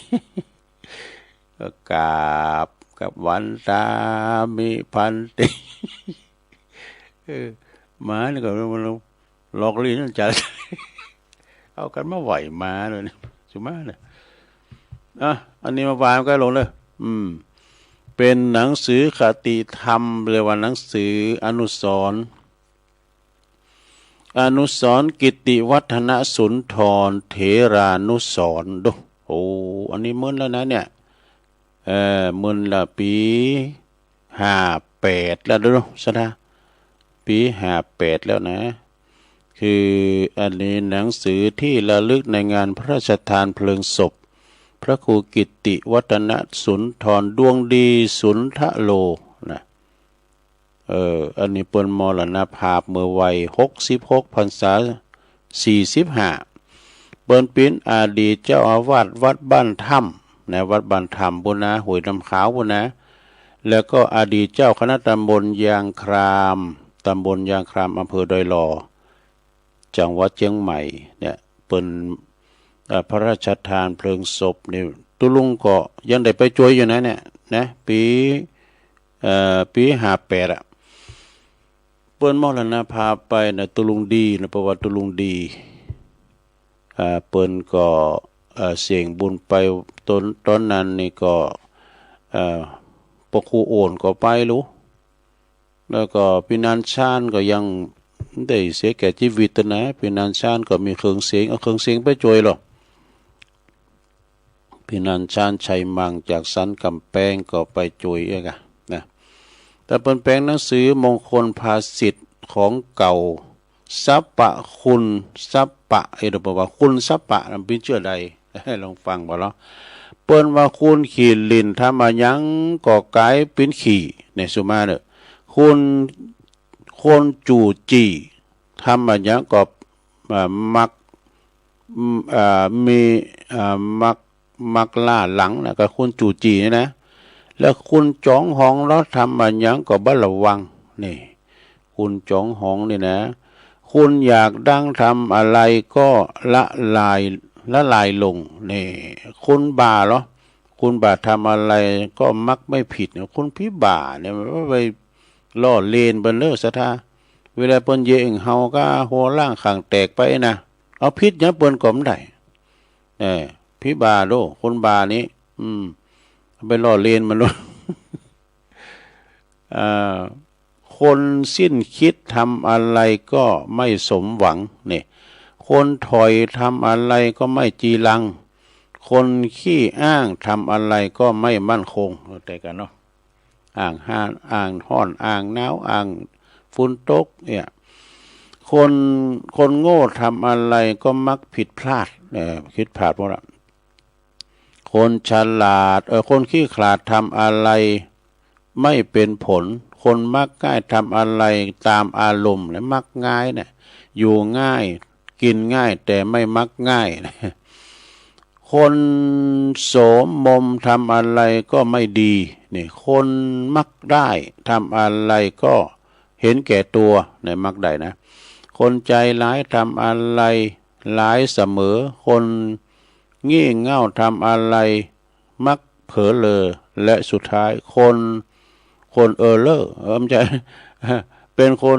ทำอะไรสบายนี่เพราะว่าเขาเป็นคนสบายอันนี้เอามาเสนอให้ศรัทธาได้ฟังหนังสืออนุสรณ์ของครูบาดวงดีนะตุลุงดีจากอดีตวัดพุ่นห้วยน้ำขาวบันธรรมพุ่นนะปัจจุบันนี้ก็ตัวปีสุชาติเป็นตุลุงอยู่หั่นนะหลังจากที่ตังครูบาสุขเปิ้นได้มรณภาพไปตัวปีสุชาติก็ดำรงตำแหน่งเป็นตุลุงเจ้าวัดอยู่ที่หั่นเด้อโอ้วัดเปิ้นงามเลยเจดีย์เปิ้นก็งามวัดเปิ้นวิหารเปิ้นก็งามเลยไปช่วยงานหลายเตื้อเปิ้นตั้งทำโรงก้ามสังกานะอยู่ในเขตตำบลยางครามก็นะเปิ้นอดีตเป็นเจ้าคณะตำบลยางครามนะตุลุงดีนะพระครูกิติวัฒนสุนทรนะเอาละเนาะศรัทธาตอนนี้ไปเอาอันนี้มาว่าทำกรรมหนึ่งเกิดอันนี้มันเป็นหยังโตอันนี้เปิ้นเรียกว่ายาวิเศษนี่ยาหยังวิเศษลำเด้อนี่มันมี10 เม็ดด้วยกันนะยาวิเศษนี่นะลองกินพอเหรอมันเป็นหยังมันวิเศษอย่างไรลองกินว่าเลยยาวิเศษ10 เม็ดเป็นเจ้าใดอันนี้ของไอ้นี่ก่อนชัยน้อยเด้อเน็ตเหมือนกันเด้อยาเม็ดชะลอความแก่เนี่ยมันเม็ดหนึ่งต่อใดลำเหรอจ้าก็ใครซื้อมานี้กินได้เม็ดหนึ่งชะลอไป10 ปีนะ อันนี้มี10 เม็ดกันนะดูจะได้ลำเหรอเม็ดแรกเม็ดที่1เพิ่มว่ามีความหักปิ้นว่ะหักกันแป้งกันรักให้เป็นนี่อันนี้ก็มีความหักดีกว่าจ้างนะถ้าจ้างก็นี่เกิดสงครามเนี่ยถ้าหักกันแป้งกันเกิดความสามัคคีปิ้นน้ำหนึ่งใจเดียวกันนะหักกันแป้งกันเหมือนปีเหมือนน้อง หักกันเหมือนปีดีกันเหมือนน้องปองดองกันเสมือนญาติเนี่ยเนาะหักกันเป็นกันอย่างที่เราฟังรายการกันนี่กันเนาะหักกันญาติโยมก็หักตัวเจ้าก็หักญาติโยมนะเป็นกำลังจิตกำลังใจซึ่งกันและกันแล้วก็เอาเม็ดที่สองไปเลยตุ ยาชะลอความแก่ยาเม็ดวิเศษสองข้อที่สองเม็ดที่สองก็เป็นยาใจเย็นเข้าไว้นะเป็นไปใจห้อนเนอะใจเย็นเย็น เรามีความเยือกเย็นใจเย็นเย็นอกเย็นใจเย็นฝุ่นเย็นหยาดเย็นใจเย็นฝุ่นกับฝุ่นตกมาก็จุ่มเนอะเย็นใจเดี๋ยวยังตกอยู่นะตั้งดอยสะเก็ดก็ตั้งใดตั้งเมืองฟางก็ตกอยู่เนอะในเมืองก็ตกเป็นบางส่วนบางมันตกเป็นหย่อมวะนะเย็นฝุ่นเนี่ยมันเย็นเนาะเย็นญาติก็ญาติพี่น้องลูกหลานตานเต่าก็ขึ้นสู่ลุงหากันบ่ละบ่ลืมกันถือเป็นเสมือนญาติเดียวกันเนี่ยนะนี่ก็เย็นญาติแต่เย็นใจเนี่ยอยู่ไหนก็ลมเย็นใจห้อนนอนตุกเนาะยาชะลอความแก่เม็ดที่สามเปิดว่าคลายวิตกจะไปวิตกกังวลเนอะลงเนอะสิ่งที่มันมาเจอก็ไม่ต้องคือเจอเอาปัจจุบันไว้ก่อนแต่ว่านี่มันผ่านไปแล้วมันเป็นมันเป็นนั้นอดีตไปแล้วนะเนาะแก้ไขบ่ได้ละอนาคตก็ยังมาเจอเอาปัจจุบันไว้ก่อนไปวิตกมันยังจะเกิดก็คือมันเกิดเถอะเนาะเอาห้ามมันไม่ได้ยาเม็ดที่สี่ ยาเม็ดที่สี่ยาชะลอความแก่ยาเม็ดที่สี่ก็คือยาพาราเซตามอลว่าปัจจัยมันได้มันไปเห็นผู้ด่านั้นยาแก้เจ็บโหยาเม็ดที่สี่ก็คือพกอารมณ์ขันนี่ไข่โหนะโลเนอะพกอารมณ์ขันน่าจะไปไข่โหวันคำเนอะก็เดี๋ยวลูกหลานนะมาสูงสวนปุ้ง ไปสูงสวนปุ้งวะพกอารมณ์ขันก็คือหมายความว่าเป็นอารมณ์ดีๆยิ้มแย้มแจ่มใสไข่โหนะหลงหัวเราะวันละครั้งเป็นว่าหัวเราะต่ออายุนะอายุยืนนะไข่โหนะลงเนอะไข่โหไปเถอะแหนมจะว่าไปงานศพไข่โหอยู่ค้า ก็เดี๋ยวติดออกคุ้มนะไปงาน งานแต่งไห่โง่นะปวดโต้มได้นะเอาข้อที่ห้ายาเม็ดชะลอความแก่เม็ดที่ห้ามันบริหารกายจิตเนอะศรัทธาเนอะบริหารกายจิตก็พอลมหายใจเขาไหนเนาะภาวนาก่อนที่จะภาวนอนเขาก็ภาวนาให้กล้ามเนื้อก่อนกึดปุถโธไปพอลมหายใจนี่อย่างอาจารย์วรรณชัยเป็นวานะเนาะบริหารกายจิตนี่ออกกำลังให้พองไงกันยาชะลอยาวิเศษชะลอความแก่เม็ดที่หกนะคิดทันสมัยคือทันสมัยพอเนอลงเนอจะไปดึกดำบรรไดโนเสาร์เต่าลั่นปีลำไป เอามันทันสมัยเปเรียกว่าโลมสมัยด้วยเปิ่นเนาะคุณทำเดี๋ยวนี้สมัยคำแล้วก็โอ้โตเต็กมือถือเน็ตเลยตัวลุงกันลินเฟซลินไลน์จันเน็ตเนี่ย คุณทำเป็นสมัยใหม่นะไว้มันจางก็เชยอะดูคิดทันสมัยข้อที่เจ็ดเมติเจ็ดเนอะรู้จักให้อภัยกันเนอะลงเนอะเอาเถ่าเก๋มาแล้วนะ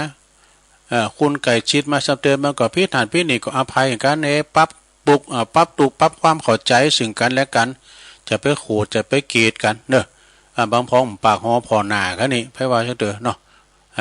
งานปรุงไว้เนอะอุโมนเจ้าวานปิยาวาจาปั๊บหัวใจเขาหากัน ยาเม็ดที่แปดนี่คอยเข้าใจคนอื่นเข้าใจคนอื่นพร้อมกันเนาะเอาใจเปิ่นมาใส่ใจโตเนอะเอาแฮม2 เม็ดยาเม็ดที่9ยาชะลอความแก่ยาฝ่าฝืนความจริงเนี่ยไปฝ่าฝืนความจริงเนอะลงเนอะอย่างนี้ปอมบทโต้มก่อนนี้ปอขึ้นก็เป้าสุดวิดบัดเดี๋ยวเราไปลองขึ้นละอกเถิกบ่นะ มันเหมือนก่อนเนี่ยจะไปฝ่าฝืนจะไปฝืนความจริงเฮาแก่มาแล้วเนาะก่อนก็เดิมไปเหมือนกันก่อนนี่ปวดโต้มโมงนี่เกี่ยวเอาควายเดี๋ยวนี้ขีบเดียวก็ไม่เสียงเลยมันเคียดเขียว อย่าฝ่าฝืนความจริงต่อไปยาเม็ดสุดท้ายยาเม็ดที่10นะสงบนิ่ง ให้เป็นนี่สงบนิ่งเป็นเนอะมีความสงบจ่ายให้เฉพาะคนที่เรารักนี่ตุลุงหักถึงโมดกินกันเนอะลงเนอะปากันกินไปกินหนัก10 เม็ดมีอย่างทนกันเนาะยาวิเศษชะลอความแก่เม็ดที่1รักให้เป็นเม็ดที่2ใจเย็นเข้าไว้เม็ดที่3ความคลายวิตกเม็ดที่4พกอารมณ์ขันยาเม็ดที่5มันบริหารกายจิตเม็ดที่6คิดทันสมัย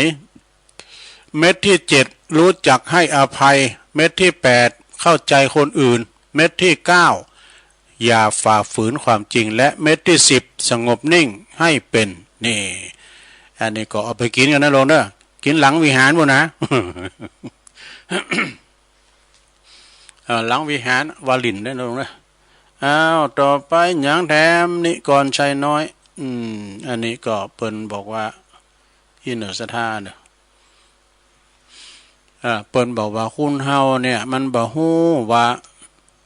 ได้มันจะเป็นอย่างได้ว่า10บทเรียนหลังจากการจากไปของนักธุรกิจชื่อดังนักการเมืองชื่อดังเด้อเปิ้นก็คติธรรมเพิ่นก็ว่ามีอยู่10ข้อเหมือนกันนะลงเด้อ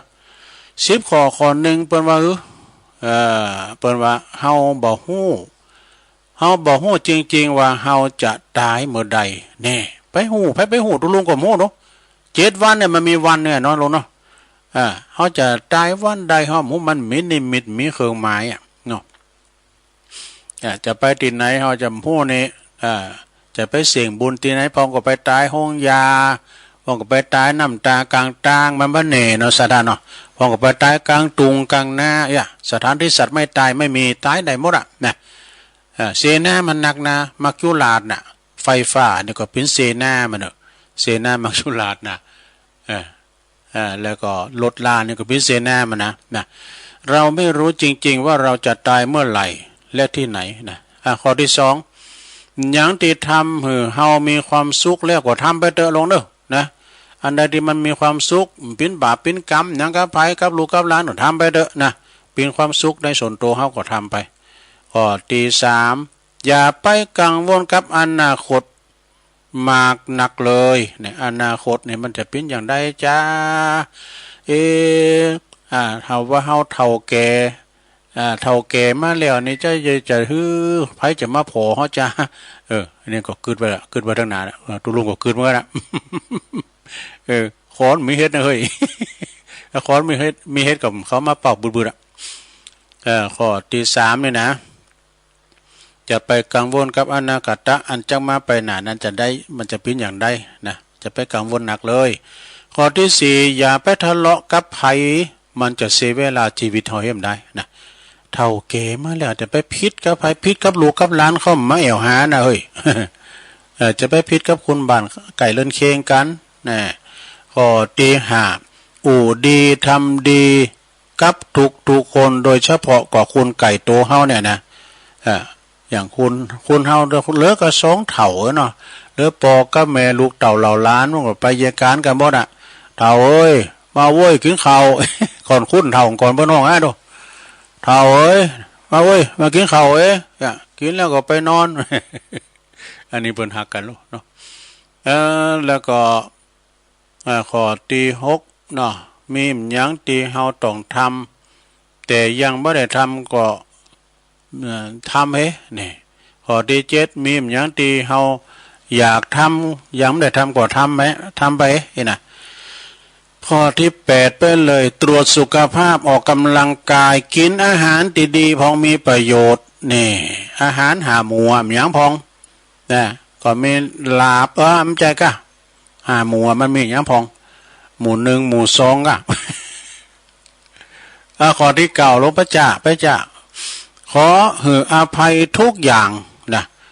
ให้อภัยทุกอย่างทั้งคนอื่นและตัวเฮาเองนี่ข้อที่10สุดท้ายขอบคุณที่วันนี้เฮายังมีชีวิตยังมีลมหายใจอยู่จบสถาญาโยม อันนี้นะเขาทาเนอะ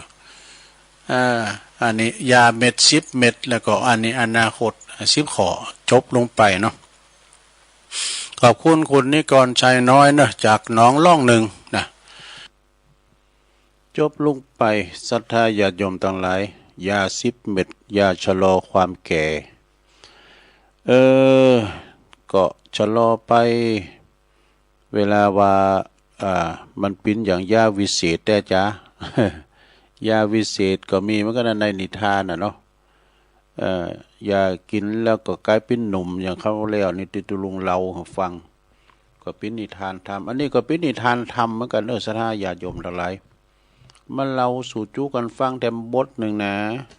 ฟังไปเถอะนะฟังไปรับไปวันผูกไก่สอดธรรมมรดกธรรมมาตีดเนาะสาธโวนะอาจารย์เราเรื่องอันนี้คือมีเรื่องมาว่าในวันหนึ่งเมื่อพระมหาโมคคัลลานะกับพระลักขณะนะพระลักขณะลงมาจากภูเขาเนี่ยเป็นอยู่ภูเขาแปลว่าดอยนี่เปิดจะไปปีนที่บาทพิขาจารย์ที่กรุงราชคฤห์นี่พระมหาโมคคัลลานะก็เปิ้นก็ได้แลหันปีดผีเผิดวะผีเผิดงูอ่ะโอ้งูก็เป็นผีเผิดวะดูหันเปรตงูตัวหนึ่งแล้วเปิ้นก็ยิ้มออกมาเนอะพระโมคคัลลายิ้มออกมาพระลักขณะเป็นลูกศิษย์ผู้ติดตามถามอาจารย์ยิ้มเพราะหยังอาจารย์ยิ้มเพราะหยังนี่เนี่ยท่านก็ตอบว่าเวลานี้ยังบอกเธอบ่ได้เตอนะเธอบ่ต้องถามเตอไปถามได้เวลาตีเข้าฝ่าพระพุทธเจ้าพุ่นเด้อนี่นะยิ้มพร้อมหยังนี่นะก็ว่าพระพุทธเจ้านี่ก็เปิ้นยิ้มเปิ้นว่าแย้มพระโอษฐ์เด้อแย้มพระโอษฐ์ก็คือปาก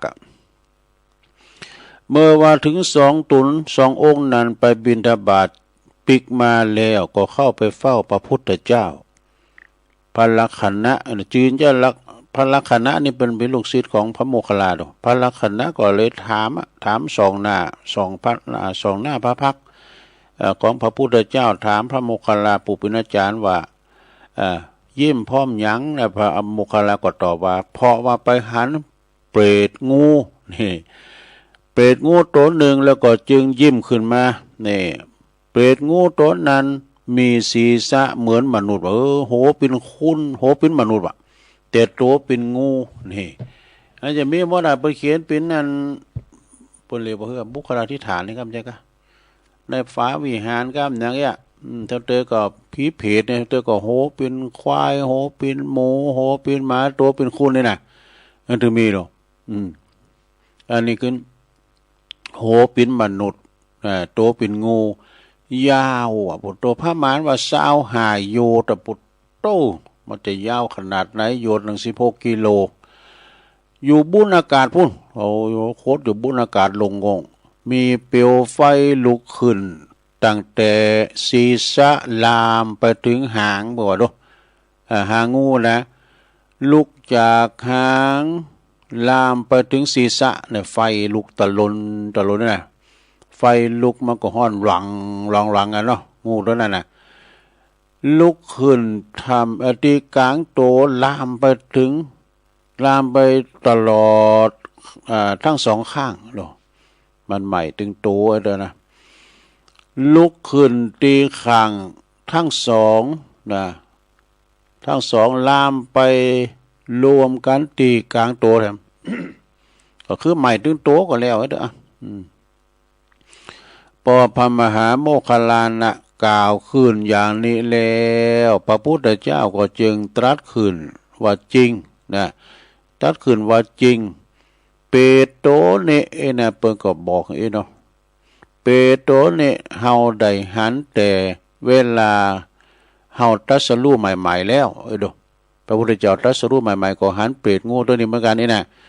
แต่เฮายังบ่มีพยานเฮาจึงบ่อุนี่ตอนนี้มีพยานแล้วเนาะโมคคัลลากับพระลักขณะนี่ก็เพราะว่าถ้าพวกใดบ่เจอเฮาพวกนั้นก็จักได้บาปว่าเวลานี้เฮาได้โมคคัลลาแล้วก็เป็นพยานแล้วนะเฮาก็จึงได้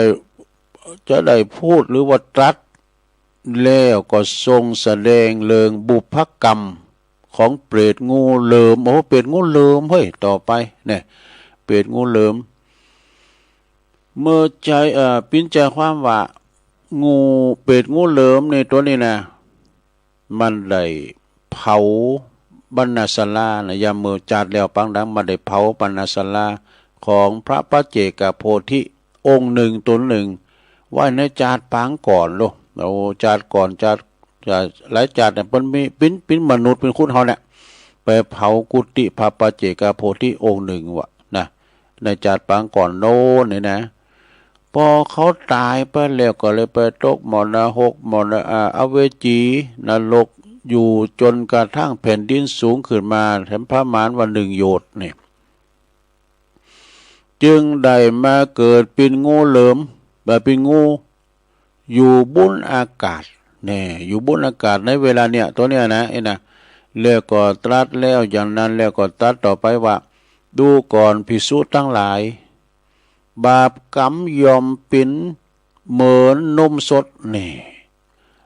บาปกรรมยอมเป็นเหมือนนมสดเพราะธรรมดานมสดเขาหูดออกมาแล้วก็ยังจะต้องแปลนเปลี่ยนแปลงไปทีเดียวนะยังไม่ได้เปลี่ยนแปลงไปทีเดียวมันต้องมีผสมผสานหลายอย่างเนาะต่อเมื่อทิ้งไว้นานจึงเปลี่ยนแปลงไปเนี่ยบาปกรรมก็อย่างเดียวกันวะนะบาปกรรมก็อย่างเดียวกันปัจจัยว่าพอทำก็จะหือผลเลยทีเดียวแต่กันเนาะเดี๋ยวเขาไปหันเปิดไหนนะสักบางพองเปิดโอ้เปิดทูตจริตปยมังมีสีสุกติ๊กๆนะเตือนเปิดก่อนได้ทำบุญแต่ก็บุญเก่าเพิ่นอยู่รู้เสวยบุญเก่าเพิ่นอยู่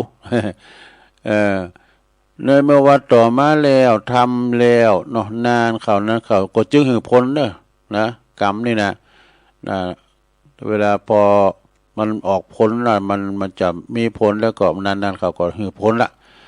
หือผลเมื่อใดก็ทนทุกข์เมื่อนั้นนะก็เป็นตุมนันดังนี้แล้วทรงแสดงเรื่องเปรตต่างๆที่พระมหาโมคคัลลา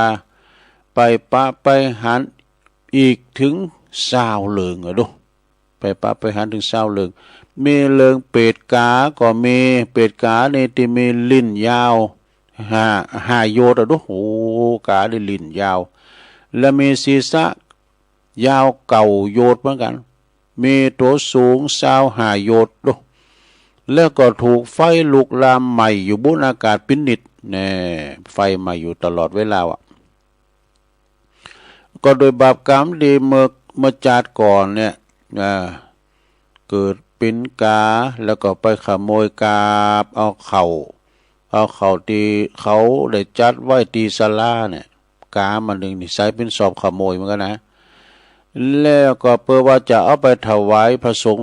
กาตัวนี้มันกาไปมันเอาไปถวายพระสงฆ์ตีกินตีไปกินถึง3 ก่อนเป็นต้นนี่เรื่องนี้เปิ้นก็จริงหันว่าการจุดเผาไฟบ้านเฮิรนก็ดีนะการจุดเผาบ้านเรือนกุฏิวิหารตลอดถึงเผาป่าก็ดีมันจะดีนะเราเผาป่าที่ทำให้สัตว์เล็กสัตว์น้อยตายไปเป็นของบาปมากนี่วะนะเป็นของบาปมากทำให้ตกนรกได้ให้เกิดมาเป็นเปรตภูเขาไฟเป็นเปรตภูเขาไฟผ่องจึงบ่ควรตีไผ่ที่จะทำเลยจบสระอันนี้ครับหมายความว่าเอาไปเผาป่ากันโอ้เจอป่านี่มันจับเตือนเป็นกลมใจเผาก็นะฟังเป็นว่าแม้นั้นเนี่ยดูนะมันเสียดสีกันไปมันเกิดเลยกลายเป็นประกายไฟมันลุกขึ้นมาคุณเลี้ยวมันนี่ดูก็ถ้ามีเหมือนกันเด้อพอคุ้นป่าเนี่ยเพิ่นจะเอาขี้ฝอยอย่างมันนั่นแล้วก็เอาไม้มาเสียดสีผ่านไปผ่านมานะพัดไปพัดมากันเลยมันกวาดออกจุ่งๆล่ะอะไรเดียวกับเป็นไฟในภูมิปัญญาของคนโบราณเนาะสเตอร์ก็เอาหินเนี่ยเอามาต่อยกันเนาะไฟมันออกแมปเหมือนกันนะมันเกิดประกายไฟเหมือนกันเนี่ย เนี่ยบะหินเนี่ยมันมีของโบราณต่างๆเนาะศรัทธาญาติโยมทั้งหลายเอาเนียมกำหนึ่งโอ้เวลาตกลงก็ยังหลายอยู่อันนี้เป็นเรื่องเปรตเหมือนกันเด้อเปรตที่มีก้อนหินตกใส่ถูกโหวันละ60,000ก้อนปุ๊บดูมันกำเหี่ยมเลยนี่เปรตตนนี่นะเปรตในเปิ้นว่าตนโดยักษ์ก็ว่าตนเหมือนกันนะแต่ตัวเจ้าในเปิ้นว่าเป็นรูปแต่ว่าคุณเมืองเขาก็ว่าตัวเจ้า2-3ตนมันก็เป็นตนเหมือนกันนะเปรตตนนี่เป็นก็เป็นเปรตที่มหาโมคคลลานหันอยู่ในอากาศใกล้กับภูเขาคิดกูฏเหมือนกันเนี่ยแต่เปรตตนนี้นะมันมีความสูงอยู่300 สินดู300 เส้นแล้วมีก้อนหินที่เป็นไฟแดงนะไฟแดงลุกตลอดเวลามาตกถูโหศีรษะของเปรตตัวนี้นะวันละ60,000ก้อนดูศีรษะแตกแล้วก็กลับดีขึ้นมาแถมเนี่ยแตกแล้วแตกแถมเนี่ยแล้วก็โดนแถมเนี่ยก้อนหินนั้นก็ตกลงมาอีกนะแล้วก็อย่างนานเป็นนิดอย่างคุณเปิ้นว่าอันในธรรมว่าตกหมอนละ6ตายแล้วก็กลับกลายมาเป็นโตดังเก่าเนี่ยแล้วก็จ่ายโยมพยาบาลก็มาคำแล้วเนี่ยตายเกิดหลายจัดอย่างนี้เป็นนิดเนอะก่อนไฟตกใส่โหนะต่อวันหนึ่ง60,000ก่อนดูเป็นนิดคือเปรตตัวนี้เมื่อจาดแล้วปังหลังก่อนโน้นได้ไปเห็นวิชาดีดก่อนกรวดจนได้ชำนาญดีดก้อนโกรธนะมันเอา30,000ดีดกันเนาะดีดก้อนกรวดแล้วก็เที่ยวไปลองวิชาเลยไปป้าใส่พระปัจเจกโพธิองค์หนึ่งเนี่ยที่อยู่ประตูเมืองเพื่อกำลังจะไปปิณฑบาตก็คิดว่าพระองค์นี่มีปอมีแม่มีบ่มีมารดาบิดาวะนะตัวเจ้าองค์นี้ตัวนี้มีบิดามารดามีปอมีแม่ถึงเฮาลองวิชาเปิ้นตายไปแล้วเฮาก็บ่มีโทษวะเฮาก็บ่มีโทษจึงได้ดีดก้อนโกรธตรงเข้าไปสู่ในช่องหูข้างขวาของพระปัจเจกโพธิเข้าในหูข้างขวาว่ะจวนทะลุภาคซ้ายดูทะลุไปภาคซ้ายพระปัจเจกโพธิตนนั้นก็ได้รับทุกขเวทนาก็บ่อาจจะเข้าไปบิณฑบาตได้เลยเหาะปีกแล้วไปปรินิพพานที่บรรณาศาลาอยู่ที่ศาลาที่เปิ้นอยู่นะที่โคตรเปิ้นอยู่นะเมื่อคุณต่างหลายบ่หันพระปัจเจกโพธิตัวนั้นก็มาบิณฑบาตก็นึกสงสัยว่าท่านบ่สบายกายเนาะท่านยิ้มมาดำเดียวรู้เขาพอยินนี่แล้วใส่บาตรได้นะเปิ้นยายก็เปิ้นก็มาสักเตือกะเจ้าบ้านเจ้าจองก็มีความสลั่งสังกาว่าเป็นเหตุใดจ้าเป็นเชื่อใดจ้านะจึงปากัน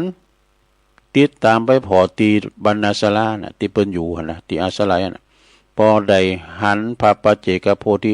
นอนปรินิพพานอยู่ก็ปากันลำร้องไห้เสียใจกันเป็นยิ่งหนักนะศรัทธาปออกศรัทธาทั้งหลายเปิ้นหักโลก็การว่าเราใส่บาตรเนี่ยนะก็ว่าพระปัจเจกพระปัจเจกเนี่ยก็เปิ้นมาบิณฑบาตทั้งวันเปิ้นก็บอกว่าจะไปเดินธุดงค์ไปเมิน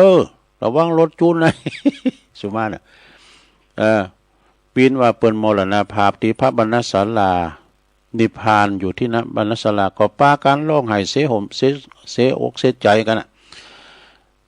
บุรุษผู้หนึ่งที่ตามมาน่ะที่มันลองของน่ะที่มันดีดโกรธใส่ดีดอันก่อนโกรธใส่พระปัจเจกโพธินั้น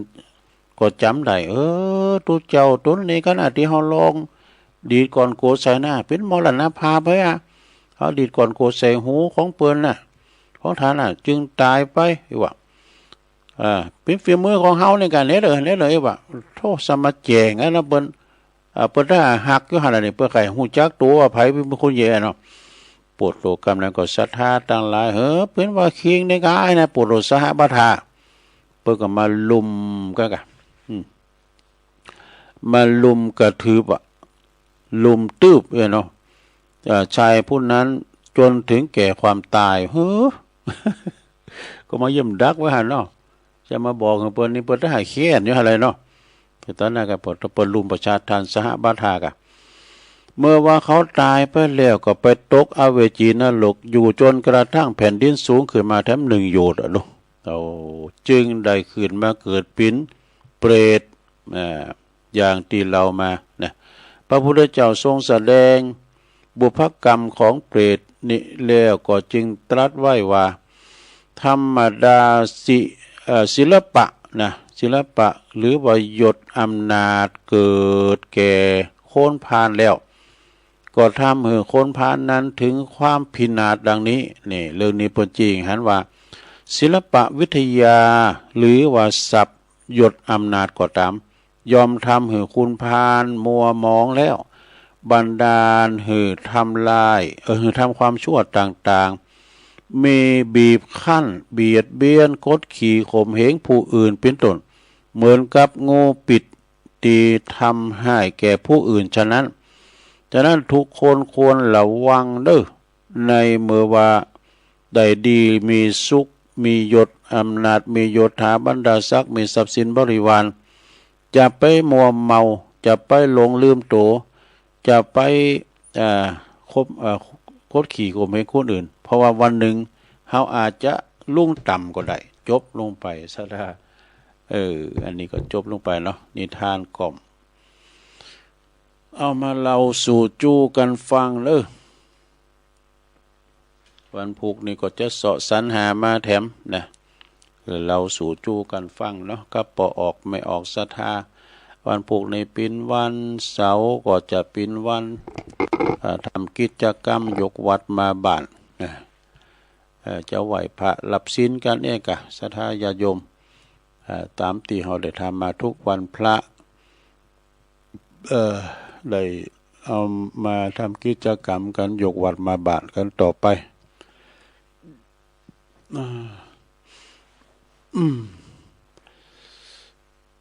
ก็ปีนั้น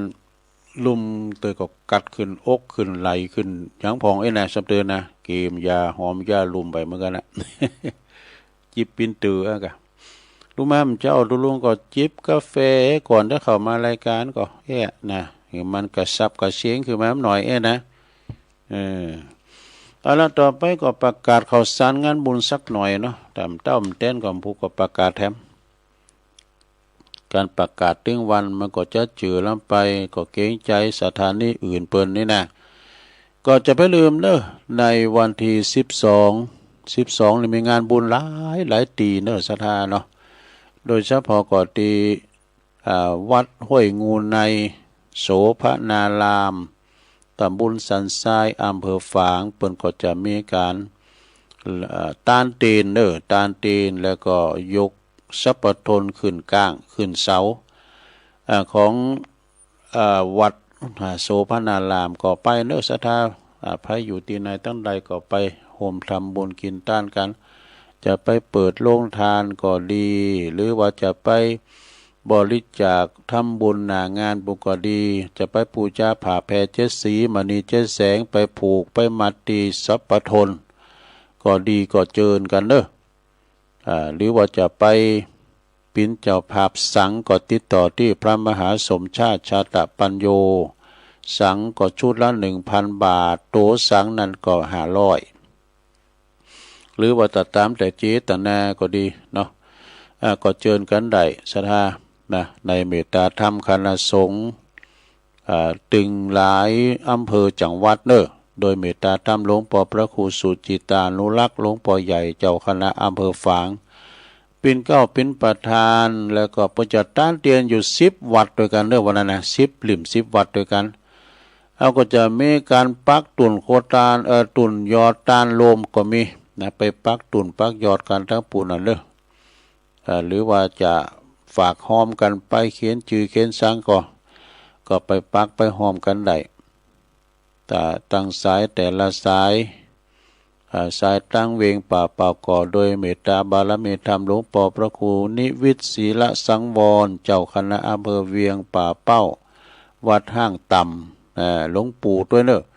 ไป ระครูปฏิภาณธรรมทินนะหลวงปู่ครูบาดอยเปิดจะเอาเขาพัดน้ำปูไป เขาจีไปโดยพองแอเนาะท่านอาจารย์ท่านพระมหาเสาแก้วเขาก็ดีหลายครูบาสีหมื่นเขานะตัวปีนัดเขาสายตั้งดอยสะเก็ดก็จะมีครูบาแดงหรือว่าท่านพระครูโจรทานพิทักษ์อันนี้เป็นหน่วยขับเคลื่อนได้หมดอะนะเป็นมีความช่ำชองชำนิชำนาญกำไม่ประกาศอะไรเขาอกเข้าใจกันวัดแม่ห้องใครก็ดีตุปียุ่ยเขาพระครูสังฆลักษณ์สุเมธวรวัดอันหอยบอนเนาะสายตั้งเฮานี้ก็มีท่านพระครูอภิวัฒนวิกรมเนี่ยเพิ่นก็จะนำทีมไปท่านมหาสมชาติตั้งลำปางก็แน่นหนาเด้อพากันไปโฮมกินหอมตานกันนะในวันที่12เด้อวันที่12ก็พากันไปพากันปุณแล้วก็แฮมวันที่12แถมก็ที่นี่เนอะที่โขงแก้วอารามของวัดใหม่พัฒนาตำบลยางครามคณะสงฆ์ตำบลยางครามนี่เพิ่นจะรอเต้นวันนั้นในวันที่12นะเริ่มตั้งแต่5โมงถึงปุ่น6โมง7โมงคืนบ่8โมงบ่นะรวมกับเทศบาลโดยนะคณะสงฆ์โดยเมตตาธรรมอาจารย์พระครูสถาพรพัฒนารังสีเจ้าคณะตำบลยางครามพร้อมด้วยคณะสงฆ์แล้วก็ตึงไปในไปนอกโอ้คณะสงฆ์คณะต่างนอกเนี่ยเพิ่นปิ้นกันเด้อคณะสงฆ์ตำบลยางครามก็ไปพระเจ้าปิ้นเจ้าภาพเต้นตุนละ500ก็ดีหรือว่าแผ่นเต้นนั่นก็แผ่นละ10 บาทนะที่วัดยางครามเด้อที่วัดใหม่พัฒนาเด้อใหม่พัฒนานะวัดของเจ้าคณะตำบลยางครามวันที่12นะก็ไปรวมหล่อเต้นกันเด้อหล่อเต้นกันแต่ปัจจุบันตาน2ตำบลยางครามก็ดีตำบลสันติสุขก็ดีปัจจุบันตาน2ตำบลนี่นะแต่ต้านวันใดก็ย่ำหูเตอแต่ว่าวันที่12ไปหล่อเต้นก่อนแล้วก็แถม12นึงแถม12ก็ตีปุ่นตีวัดหนองซ้อยเนาะเปิ้นก็จะได้ออกเม้นพระราชทานเพลิงศพพระครูพิสารวุฒิคุณหรือวัดลุงเกษมอดีตเจ้าอาวาสวัดหนองซ้อยก็ไปรวมเรื่องงานปล่อยหล่อนั่นนะเนาะแล้วก็ทำงานหนึ่ง13นี่13นี่ที่วัดมอนหอยแก้วนี่เปิ้นจะมาประเมินวัดอันนี้เกี่ยวเดือนเนาะ13นี่นะอันนี้ของวัดมอนหอยแก้วอาจารย์สมหวังแล้วก็แถมวัดหนึ่งก็ในวันที่17นี่เปิ้นจะมีงานทรงน้ำพระธาตุที่วัด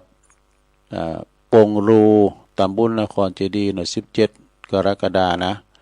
ทรงน้ำพระธาตุและทรงน้ำอธิกูครูบาเจริญวิมาโลโดยพระอธิการถาวรถาวโลตลอดถึงพี่น้องศรัทธาวัดปงหูหรือว่าไก่เคียงเนาะแล้วก็ทั้งวัดหนึ่งวันที่20เนาะอันนี้เป็นสำนักสงฆ์โทกมือโดยเมตตาธรรมหลวงปู่เสรีพร้อมด้วยคณะศรัทธาวัดสำนักสงฆ์โทกมือตำบลดอยหล่ออำเภอดอยหล่อเนี่ยเพิ่นจะยกยอดชัดเนิ่มยกยอดชัดเจดีย์เหมือนกันนะในวันที่20นะวันที่20 กรกฎาคมก็เวลา9 โมงเป็นต้นไปพระสงฆ์9 รูปเจริญพระพุทธมนต์เนาะในวันที่20ก็ไผจะไปโลมปิ้นเจ้าภาพสังก็ดีไผจะไปโลมเปิดโรงทานก็ดีก็เจิญในวันที่20ที่วัดที่สำนักสงฆ์โทกมือเนาะต่อจากนั้นก็มีงานแถมหลายตีอยู่ก็คอยประกาศในวันต่อไปตามเนาะสดาญาติโยมทั้งหลายเพราะว่ามันก็มีแถมหลายตีอยู่แล้ววันนี้ทำวันในสถานวันที่9ที่10เปิ้นจะมีตอดผ้าป่าสามัคคีตีโรงพยาบาลมหาราชคงยาสนดอกนี่ตึกสงฆ์สถานแต่ว่าก็ตอดผ้าป่าวันนี้ก็ตอดผ้าป่าประจำปีนะสถานญาติโยมเปิ้นมี2 วัน ก็ตอนเจ้าก่ออำเภอนั้นตอนบ่ายก่ออำเภอนั้นเราบนแบ่งสรรปันส่วนกันเป็นอย่างดีเนอะวันนี้หลวงพ่อก็จะไปพักตอนบ่ายคณะสงฆ์อำเภอดอยหล่อเขาที่สวนดอกที่โรงพยาบาลสวนดอกเด้อที่โรงยาสวนดอกเปิดจะไปตอดผ้าป่ากันนะก็ป่ากันไปกินไปตานกันที่วันปางป้อยได้นะวันที่12ได้ท่านมหาสมจัดเปิดจะไปตานผ้าป่ากล่อมไว้ก่อนนะผ้าป่าน้อยจะเอาใหญ่แต่กับปูอองศาเหมือนกันเนาะที่วัดปางป้อยวันที่12นะเขาก็จะโหลดไปหานาก้าเนาะมจรลำปางก็เปิดจะไม่หล่อเต้นวันที่26เริ่มวันติด26กรกฎานะก็ไปกินเป็ดตานกันเอาละเอาให้ตะอีกก่อนนะสาธุญาติโยมทั้งหลายผู้คนมาปะกันได้ใหม่กันเดียวกับฟังรายการอื่นกันต่อไปตุลุงก็นำรายการจากล่าสาธุไปก่อนแล้วฟังตุลุงแดงท่านพระครูชลทานพิทักษ์จะได้ต่อจากตุลุงนี่ไปเนาะโชคดีไม่ใจเหมือนกันจุโกจุตานเนอจัตตาโลธรรมาบัทันติอายุวันโนสุขังปะลัง